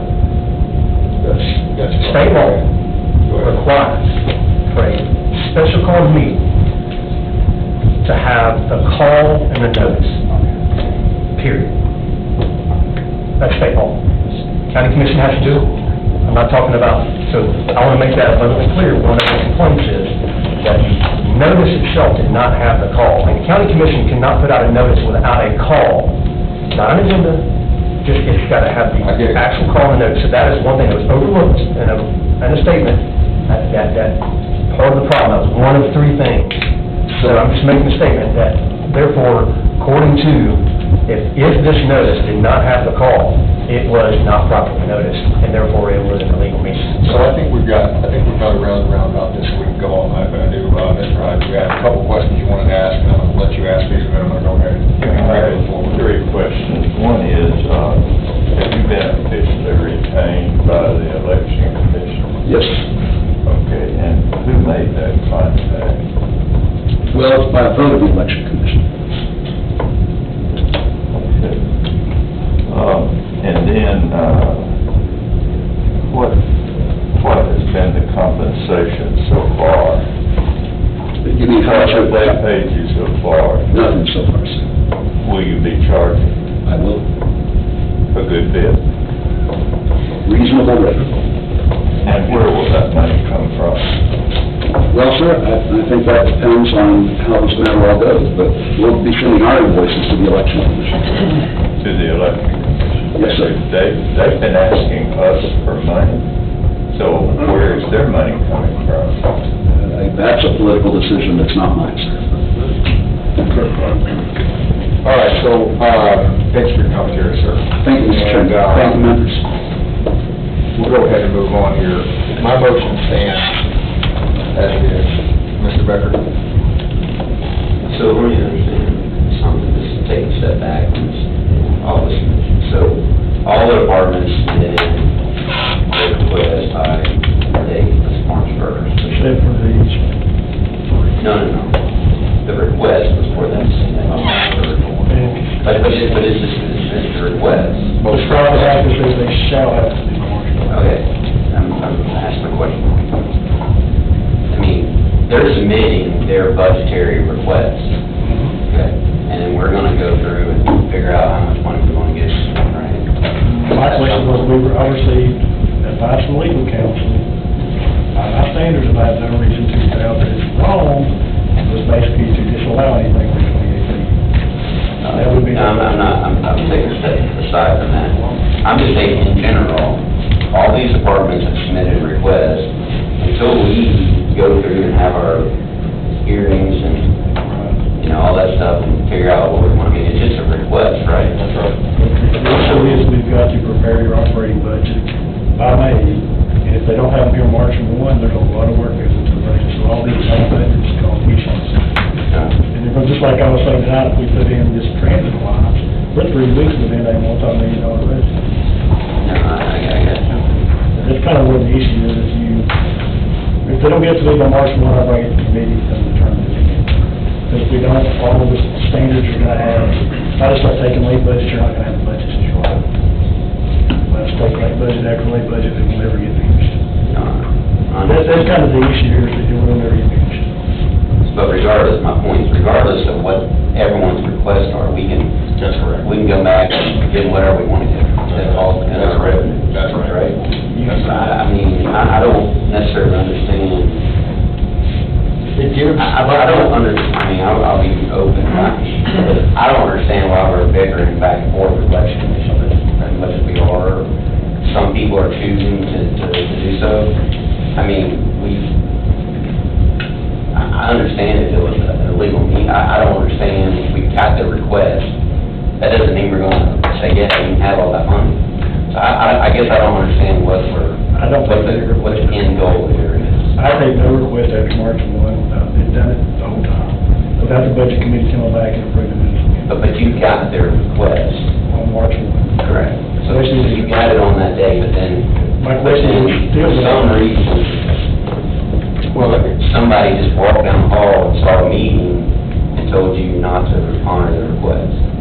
My question is, there's questions with that request adopted by state statute. The state statute says the administrator of elections shall submit a budget to the election commission which they will approve. If that was not a valid meeting, they never approved this budget. So basically, actually, they just submitted the budget that she created. I would argue here that logic, which is, I understand where you're going here, that works both directions, right? Like it can, it's just giving it a starting point. Yeah. It's just giving it a starting point, so that's why my motion is basically, it's So something what is their illegal request? Last year, I can tell you last year what happened, ag extension sent theirs late last year. The committee moved their budget completely back to the year before, and the only thing they adjusted was the one county employee's salaries for COLA. But the request that the election commission provided, Right now, and I have a copy of it. how much? Just for the non-salary alone, the increase from the original budget last year, the non-salary last year was $238,682. Their non-salary increase this year is $364,471, so about $130,000 by itself. And then you go down and they've increased, the election commission's been increased, election workers. But, okay, let me, what guidance, didn't we release some guidance to all the departments? We did. What was, can you refresh my I mind? sent them an email, based on the budget schedule, which said we had to be here March 1, and I actually informed them there was a March 1 statutory. Yeah, The guidance was, no new employees, I mean, I'm just doing this off the top of my head, no new employees, aim for target of 2%, target maintenance of effort plus 2% cost of living. That was the general guidance, and I understand that, people can cut it. I'm gonna put out what guidance I want, they're gonna come back with what they want, I agree. And if we're gonna come back and approve it, we're gonna approve it. They've got a right to present one time, so most of them say 6%. Excuse me, the initial will come in with the 6, but we'll actually have an interactive budget the committee can adjust as we go along. My motion's gonna stand. I mean, it's just giving you a starting point, I don't think it matters either direction. Do you have a Any other second? questions? Yes, I have a second. All in favor? Aye. Any opposed? Mr. Becker with one no. Okay. 4B.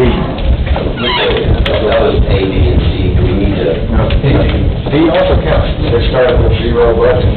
Okay, so D is 0. D is 0. Okay. And I don't want to be a harm on the issue is when we have requests that we're looking now 3 weeks within a multi-million-dollar budget. No, I'm not just... I'm not debating it, I thought we had. No, I'm just saying, I'm not trying to hardline tranquilize anybody, but the issue is if we don't keep to the deadline, we will have a budget. The next one, to speak about arbitrage compliance, we've done these for years when the interest rates change, and as most of you know right now, bank accounts are earning 1/10 of 1%, 2/10%, now they're earning 4, 5, 6, 7%. Some accounts are. At the same time, the rates are higher on the other end. But what this means is, Sumner County, when we issue bonds, unless the revenue bonds are certain entities, we have issued any of those in my 10 years. The actual earnings are tax exempt to the investment. So what we do is we take the actual, until we use it, we actually take the proceeds of the bond and we invest them in CDs and bank accounts. Well, those are taxable investments and we're issuing taxable bonds. So there's certain requirements, there's some spend-out requirements for certain percentages because of the size of our bonds, we usually don't get those. The second one is, if you are arbitrage, there's some de minimis rules and other rules about it. But on the 5th year, within 60 days, if you go to de minimis amount, you need to refund it. These are things, I could probably do with the questions, I don't do them regularly, and the arbitrage calculations. Usually I put $10,000 in the budget. This past year I put $2,500. If we just do the one that's due next year, it would be, which is in your attachments, $2,900 to do all the bonds in the interim, $6,700. To know where we are going with the interest, because we're earning a lot of interest right now, so we're going to have to substantially pay back. I recommend that we transfer the money and I pay for $6,700 for the arbitrage calculation on the full bond. Any discussion? All in favor? Any opposed? Motion carries unanimously. Go ahead. The next one is your ARPA analysis, which is right here, the only change, and it came back from Gen Ops, is my understanding, David, correct me if I'm wrong. It is on the remodel for the health department. So if you look, and this is the sheet right here that was passed out separately, it's kind of a colorful little sheet. There's a light yellow line, and then right above, below, there's a $608,000. If you take the 608, the amount unencumbered and the amount left on the PO, it will come to $661, $367.53 if you look in the notes. Right now, my understanding, there's a 25% match grant, which is $1,084,000. That would be the 25% grant match if it's there. And actually, the health department director is here to talk about the grant if you need him to, but that's the only item that's been changed since last month. And to, one thing that Matt asked me about, to make sure I clarify the rest of the committee, the deadline was April 15th, so it will not be complete this time. We're still waiting for the final numbers from everybody else. Does anybody have any questions? And there's no need for any movement here. Next one. Keep it moving. No, I just don't think we should see here that. You did committee approvals. And also, I just, that one's been on the agenda for a couple of times. I sent an email to Mr. Shepherd. We still haven't had a chance to actually meet on it. It may be best just to actually defer this. Yeah, I would move so. I think it's a longer discussion, and I'm not sure. Second. Any discussion? All in favor? Aye. Any opposed? The next sheet is this one right here, and it's your revenue analysis. And it's got several sheets, and I'll go through these a little slower to kind of make sense. The first one here is your sheet from February 1st. And if you look, what you have on there is all your estimated variance, and we're about 4.188 million. We went through about 2 months since we did the last one, last month. Today, if I reprojected your revenue based on the amount of data I have, we're about 6.5 million. There's been 3 major revenue changes, which are based on the estimates, and I'll show you why I think we're there, but there's still a lot of caution. It's your business tax, your local optional sales tax, and your rural tax. The business tax goes to the general fund, the sales tax goes to the service and schools, and the wheel tax goes to the highway and the school department. But if you look on the second page, these are the estimates as of today. And then I went through those 3 revenues, and that's what Mr. Baker has, which kind of shows the differences too. It's a significant change. But if you go to the next sheet, I put these in. And what this shows you is this shows you your sales tax, or your business tax is your first one. On your far left is your collections year to date.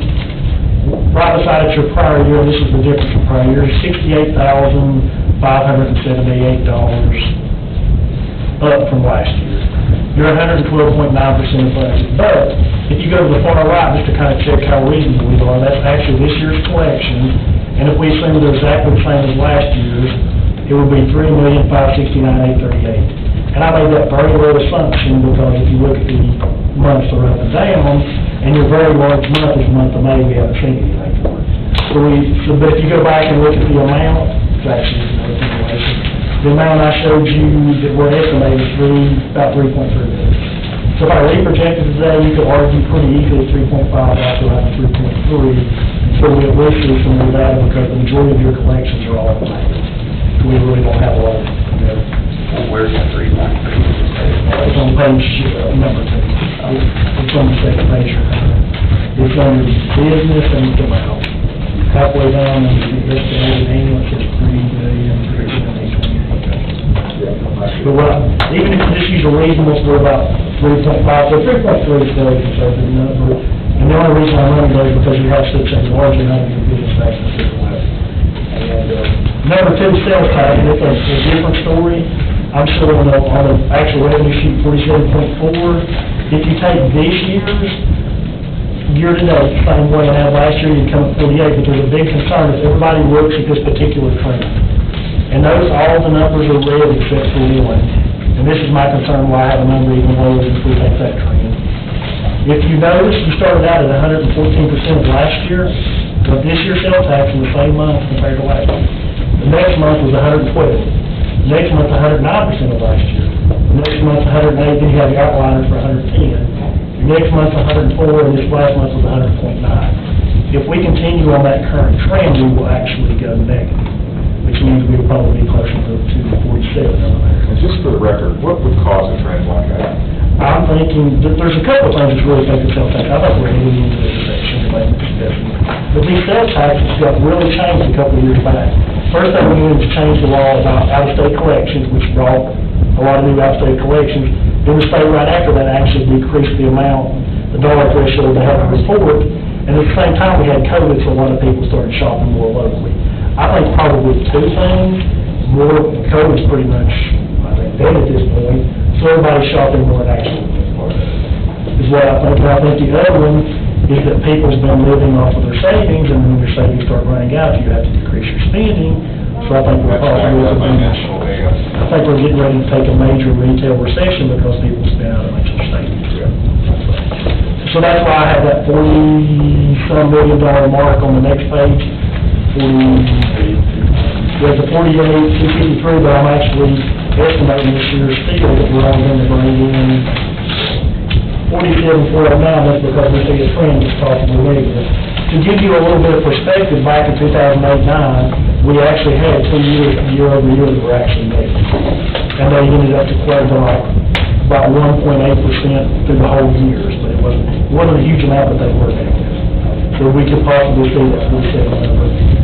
And the next one that has a major change was actually your will tax. The same thing if we do a reasonable calculation, we actually end up collecting like over here.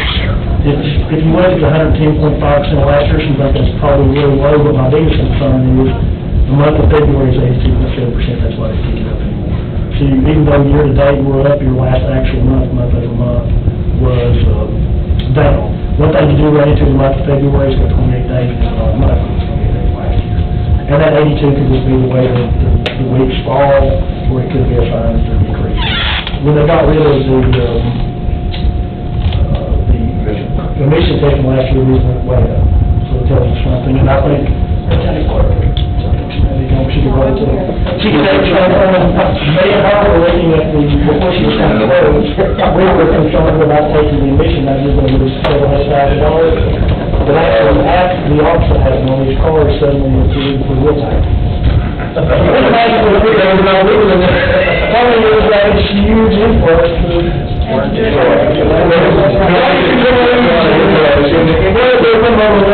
Mr. Long, in the interest of moving this along, I think we get the next two are the Highway Public Works Analysis and the Financial Statement Memo, which just tells you that they'll be there in the Highway Public Works cash flow all looks very positive in September. And those two meetings going to the county commission the last two items. Does anybody have any questions about any of our reports? No, sir, and thank you for the thorough report. Moving on to old business. So we get this over and over, and I got it up to full commission, and then it got kicked back to this is materials receivable from the city of Portland. And I think the question that came back from the was to get an estimate for all of them. Is that complete, Mayor? Okay. I'll go ahead and let you speak to this. I just handed out to you, the numbers speak for themselves. And what I did is, I basically just applied the same percentages, not the same methodology of percentages that we used before, because, different cities have different growth patterns. So it's, you don't want to just do one set percentage for all of them. So I went back to 2016, and then you had 2017, then you had a percentage change there. And then 2018 percentage change, 2019 percentage change, 2020, 21. Now, here's where we get to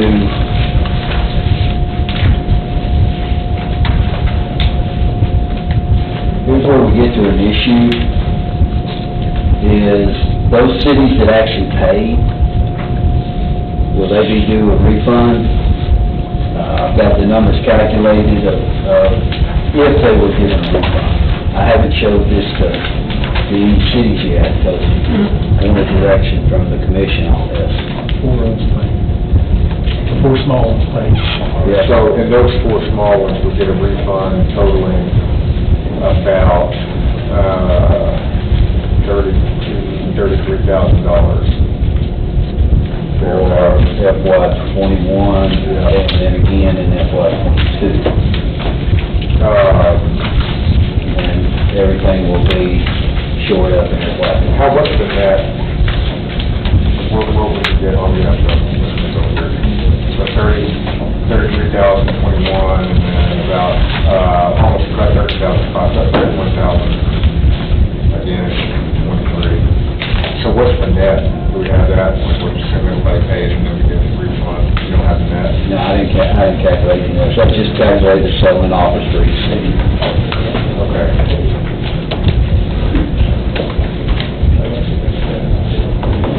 Make a motion to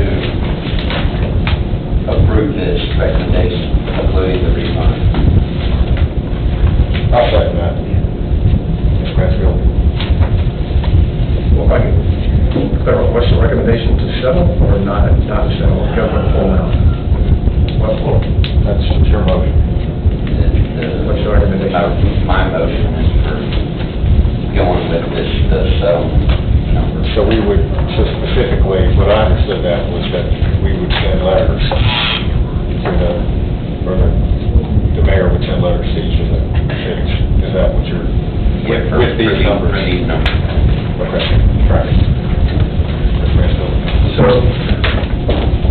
just going back, I've talked to some, I've had people approach me about this, but one being you've had cities that have already paid, so it's not fair to settle cities who haven't. Well, that's like saying there's a refund. Well, I'm voting against withdrawal. CTAS has said they owe some money. MTAS has said they don't. The mayor of Hendersonville said, we got the money, we're just not giving it to them, because we want to see what they've got.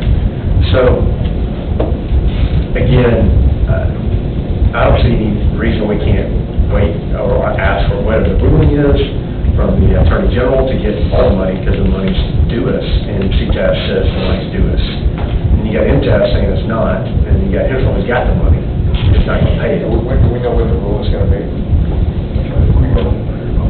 There's already no deadline. I mean, what are we waiting on then? I mean, that's what we'd have to get CTAS and MTAS to the table. We've got an AG ruling on it. Okay. Ms. Brown? If I may. Oh, hold on, Mr. Brown, I'll just a minute. Everything's on. Okay, go ahead. Yeah, we're setting the precedent here, and that's it. Is this half of what they owe us? No, it's based on percentage. Okay, It's based on the road percentage that Portland submitted, Yeah. and y'all said, go ahead and apply this same Yeah. calculation to all the other cities based on their growth. But according to TCA 67-5, 1601, in the absence of any agreement between the county and cities thereof imposing a property tax, local costs of appraisal for properties within the city shall be paid one-half by the county and one-half by the city. We're not getting anything from the state anymore. So that's where this is going to apply. We're setting a precedent here. We're going to get screwed. We're going to look like big old jolly Santa Claus out there giving cities whatever they want, and we're paying for it. Oh, man, you gotta be ready to go. Go ahead. Yeah, so I took it one more step, and I spoke to Representative Lambert about this issue, because we have this disagreement with the MTAS lawyers and CTAS lawyers. We also at CTAS, the assessor of properties at CTAS also agrees with the law that the money belongs, half of the money is the county and half of it is the city's responsibility. Representative Lambert has agreed to follow up on this, clarify the law in this next session, and get it all clarified, and we all know going forward how we're supposed to move forward. Okay, thank you. And I would tell you that it's also inconsistent across assessment offices, which brings another level of clarity. So I think the state really needs to clarify this. All right, we have a motion on the table. I'm going to make an amendment. Okay, I want to defer this until next legislative session. I'll second that. I'll second I want to that. delay. Yeah, I'll second that, I hear that. Any other discussion? All in favor of deferral to next month? Go ahead, Mr. Becker. Aye. Any opposed? All right, motion carries unanimously. All righty. I think that on page was the highway commission. I'm not sure we heard anything back. EMS, they discussed that, if I'm not mistaken. Yeah, there was wasn't there? That was fire. I think Cody Gravel, came most of the gravel. I think Cody was gonna look at it. Clearly, I would entertain a motion to defer. Talking about the highway, This driveway. Point of order, I'm just trying to keep slack. I would entertain a motion to defer. Motion. Second. All in favor? Anyone has to contact Toby? Yes, please. Does he get to you? All right, item C is killer, we spoke about that a little bit before. Go ahead. It had to be moved back to the bid to the 23rd, but the concern is we're being told there's a 40-week lead time, and this unit's in rather bad shape. Would the committee at all be amicable to possibly, because right now we're out to bid, giving us something not to exceed the amount, whether we can go ahead and move forward? Can we do $350,000 not to exceed coming from the local capital? That way when the bid gets back, we can go ahead I and would move entertain forward. such a motion. Second. We'll wait a second reading. I'll second the waiver. Any discussion? Yeah. Go ahead. What's the $350 for? That's to replace the chiller, the pad, and the rewiring and all of that. Well, it's actually gonna all be bid, and I think Howard's actually gonna do the pad.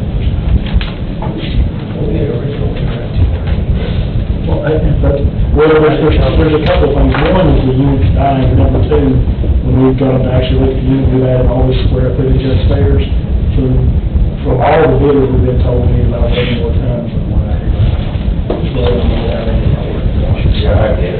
But this unit here, we finished out at. $350,000 is given an up to amount.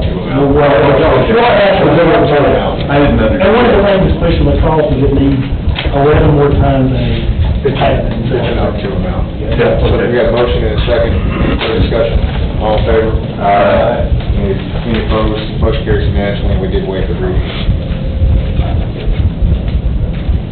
Okay, moving on to new business. Under item 4, 6A, could I make a request of the chairman? Like, on these ones that say for information only, because they actually go through the education committee, and they go, they're not the ones that require approval, they actually go to the county commission. Is there any way we could just pull these off and go directly from the education straight? For the information only, because there's no time. Yeah. Yeah, and there's 100 pages out of this particular. Yeah, I think that would be super helpful. Yeah. This still seems, the only thing that I did was I cautioned them whenever I went to this budget request, 156, which was ESSER funds, it's temporary, they added a whole lot of personnel right there. I told them, said, don't expect the county to give money for those folks. I thoroughly trust that you will be diligent about bringing these. I thoroughly trust that Mr. Brown will. We'll leave all the approval ones on here anyway. That's just the information on what we're discussing. Go ahead, Mr. Lawrence. Item number B1, actually, it's not on one, is all actually passive funds in one form or another, and I can go through all of them if you want me to. They actually have the revenue, which is listed as much as what they're asking. Motion to approve A through D, D1, A through Second. Any discussion on these? None. All in favor? Any opposed? Item 2 is something we would have with our attorney, so this is something we're required to pay, and it needs to be paid this month, and when we go through the budget cycle, we'll try to probably make this under the county commission line item or somewhere. Second. All in favor? Go ahead. So I know, I remember this came up a few months ago. Why is this under the county commission? We can reverse this. This is for Mental health evaluation. We're going to Required to provide this service, it's got its own. That's something that's all budget wise, I mean, we can ask if you want to put it in our, we can ask if you want to put it in our. to me, this sort of thing. Those kind of draws in courts and we can deal with an argument. We basically, what's happened is it comes down to my office and we'll pass it over to legal. And I think when he first got here, I received 3 earlier years, and I think number 2 evaluate. So then I got, no, here's 3 bills I've never seen before. And it was determined there's a statute that requires us to pay those. And they're usually rather sporadic and rare. I think That's the biggest problem, there's no predicting them. So I reckon we get the budget, we may look at maybe, put $1,500 in the county commission budget or something. So we did 1,600 just a couple months ago. But that was, some of those was from earlier year that we just now seen. So I think 1,500 would be a good estimate, and if it comes back with that. Trying to build a run. Who mentioned that? Yeah, discussion on this? All in favor? Any opposed? Motion carries unanimously. We'll make the second reading since it's a bill. Yeah, I'll make a motion to approve. Second, all in favor? All right. Okay, so this is new courthouse, Mr. Warren. We have $53,000 above. Right, we have $600,000 in the budget, it's come in $153,337. I recommend 1 of 2 things. One, we need to probably take out a local capital, or number 2, change the actual specs by removing items. And I think the judge is here to discuss option 1. The only reason I don't recommend taking it out of the current budget is there's still over $3 million worth of estimates on that courthouse, and we're down to like $150,000 worth of contingency. So if we take this, eat every contingency, and the way things are going because of inflation, we still have $3 million of estimates for our business. So my recommendation is not to take it out of any kind of contingency. And we know it's a very, going through a very good business. I'll second it, just discuss about here, so I'm gonna get a queue of questions. And I'll, again, suspend the rules. Mr. Glenn, thank you for staying here as long as you have. No problem. I know you're working tomorrow. You're Working until 6:30 tonight, I came over, I did. I knew it was gonna be a long one today. What's gonna break if we de-scope this? All right, here's what happened. it's got 600,000 in the original budget, as I understand it. Basically, the same stuff, it's just gone up 153,000 in the last 3 years. No, I understand. And this is bare minimum for us. In general sessions, we're required by law to record. We'd like to have DUI videos when we have a trial, so that counsel can see them, the defendant can see them, the state can see them, and quite frankly, so that the judge can see them. Right now, we wheel a television in my courtroom. It's about this big and playing. We have a podium, we have no AV, just microphones, basic microphones. This would pay for microphones to hook up, which is what we're required to do in the preliminary hearings in general sessions. It's outlets on the, we were able to get some of the money that's not included in this by using some other funds to get Elmos and printers and copiers already in my courtroom, prepared for the move. This is talking about microphones at the podium. It's talking about AV equipment on screens. It's got a screen at the judge, you have a screen over here, and you'll have a screen at the bench, so I can see what's going on. I can stop it when I have the ability to stop a tape if it's non-admissible, to say, I'm cutting it off right here because it hadn't been edited. It's a general sessions court. And it's like that way for all the courtrooms. It's basically the bottom line stuff in each courtroom. It's just the price of inflation has gone up.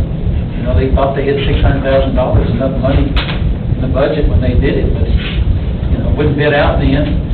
And as we're coming to this conclusion, we took those same specs, bid them out, and this is what it came back as. Include audio also. Includes audio, right. That's the huge. That's Yeah, the the biggest big part. portion of it, all the audience speakers, and all those courtrooms. And the estimate was 600, inflation running up. I really think if we really did it without moving some rooms, you only got really the two trends. Figure out what, if anything, we can remove. I just recommend against taking it from contingency because we still have $3 million. So you would recommend coming from generals? Well, capital, or, just to be fair to that, or low respect, but based on what the judge is telling us, I don't think there's a lot they can really remove from it. Who's got the spec sheet? Do you have the spec It's sheet? up there, we've got what we need.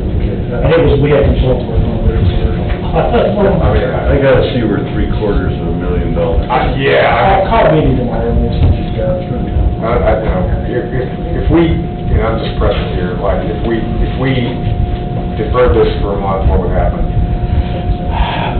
I don't know, we'd have to see how much time's on the bid. Usually there's 90 days on most of ours, so we probably got time. I'd have to look. As long as it's not been sent in, I think we just got this one back the other day. Because I would like to know, like, you know what I mean? Like, I would like to know. I mean, not that I know the price just went, but it's like a trust and verify that. I'm just saying, we're gonna have this courtroom, we're gonna have portable microphones. We got the basic package, we were asked for a needs and a wants, this is our needs, this doesn't put what we want. Let me say one thing, every time we delay what's happened consistently, It's just going up. current inflation, everything going on, it slows down the next phase when we get hit by a cost increase after cost We increase. can look at it between now and next week. We want to have, somebody will email those to you. I don't even care if we approve it, I just wanna see the. Let's have, It's really just, as compared to monthly, it's just. me and Ms. Norfleet are sending the committee members a copy of the bids and the specs. We have a motion. All right. So we have a motion, does the second agree to? I'll agree to it. All right, any further discussion? You want to wait a second? Yes, he just did that, so I thank you again. All in favor? Any opposed? Local capital. Local capital. Yeah. All right. Motion to approve CDA. Where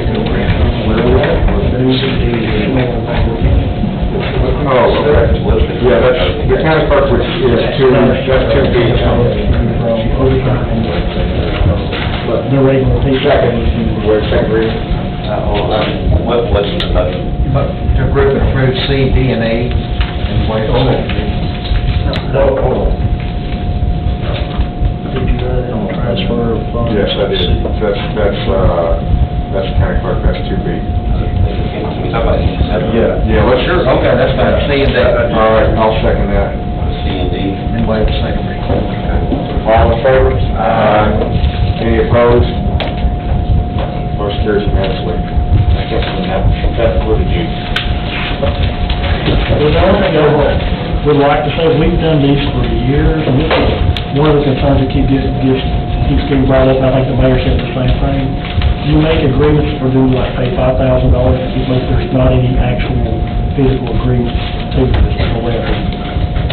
That kind of keeps coming back and causing issues. It was on the courthouse with one of the big ones. You're not careful, it may be more advantageous to get an agreement, maybe more advantageous to get an agreement than to cover your out of your. Talking about Hendersonville, the city? They agree to kill the five. Yeah. Because there's also an MOE question, because if they get up to 5 this year, and then they refuse next year, it's actually going to cause the MOE for libraries, am I correct? That's good, that's correct. Yeah, they have agreed to give us $5,000 because they were hoping that we could get open by April. And so the $5,000 was to cover us the last quarter of fiscal year 2023. And then they've agreed to also give us 20, that they have no issue with failing that we wouldn't get 20 from here on out for the full year. For next year, but for everything around it though. Yeah. Now, there is a letter in here, but we do have a little bit of concern about their wording, because it says that, the letter says that normally we've always... Oh, you already did, okay. I do not need it. No, I was... Look at the return on MOE. Well, I was officially suspending the rules so you could mention... Oh, I kind of screwed up. No, it's okay, it's all right. But, we normally get $50,000 a year, but that's always been earmarked for books. This year, we went back to them just to see, because if they would entertain giving us some extra money so that the library could be open on Fridays, they will give us $5,000 for the last quarter of this fiscal year, and then 20 going forward. Their letter says that the county will match those funds, and we don't want that in there, so if we agree, and the library board agrees to all of this on Wednesday, then we'll have them rewrite that letter. Okay. Because what we were doing was, when we dissolved the library system, and we had taken the money from the library system, coupled with the salary adjustments, and reworked the staffing at all of the libraries, Hendersonville should have now plenty of staff to open on Friday without coming back to the county and asking for any additional money like we did a couple of years ago when we tried to do this the first time. Okay, so I feel like what I'm hearing, and is probably the right call, is a motion to defer. I don't think anything breaks. Yeah, I think the board needs to approve it first on Wednesday, and then come back. So moved. Second. All in favor? Aye. Thank you, ma'am. Welcome, thank you. All right, here we go. Question? Go ahead.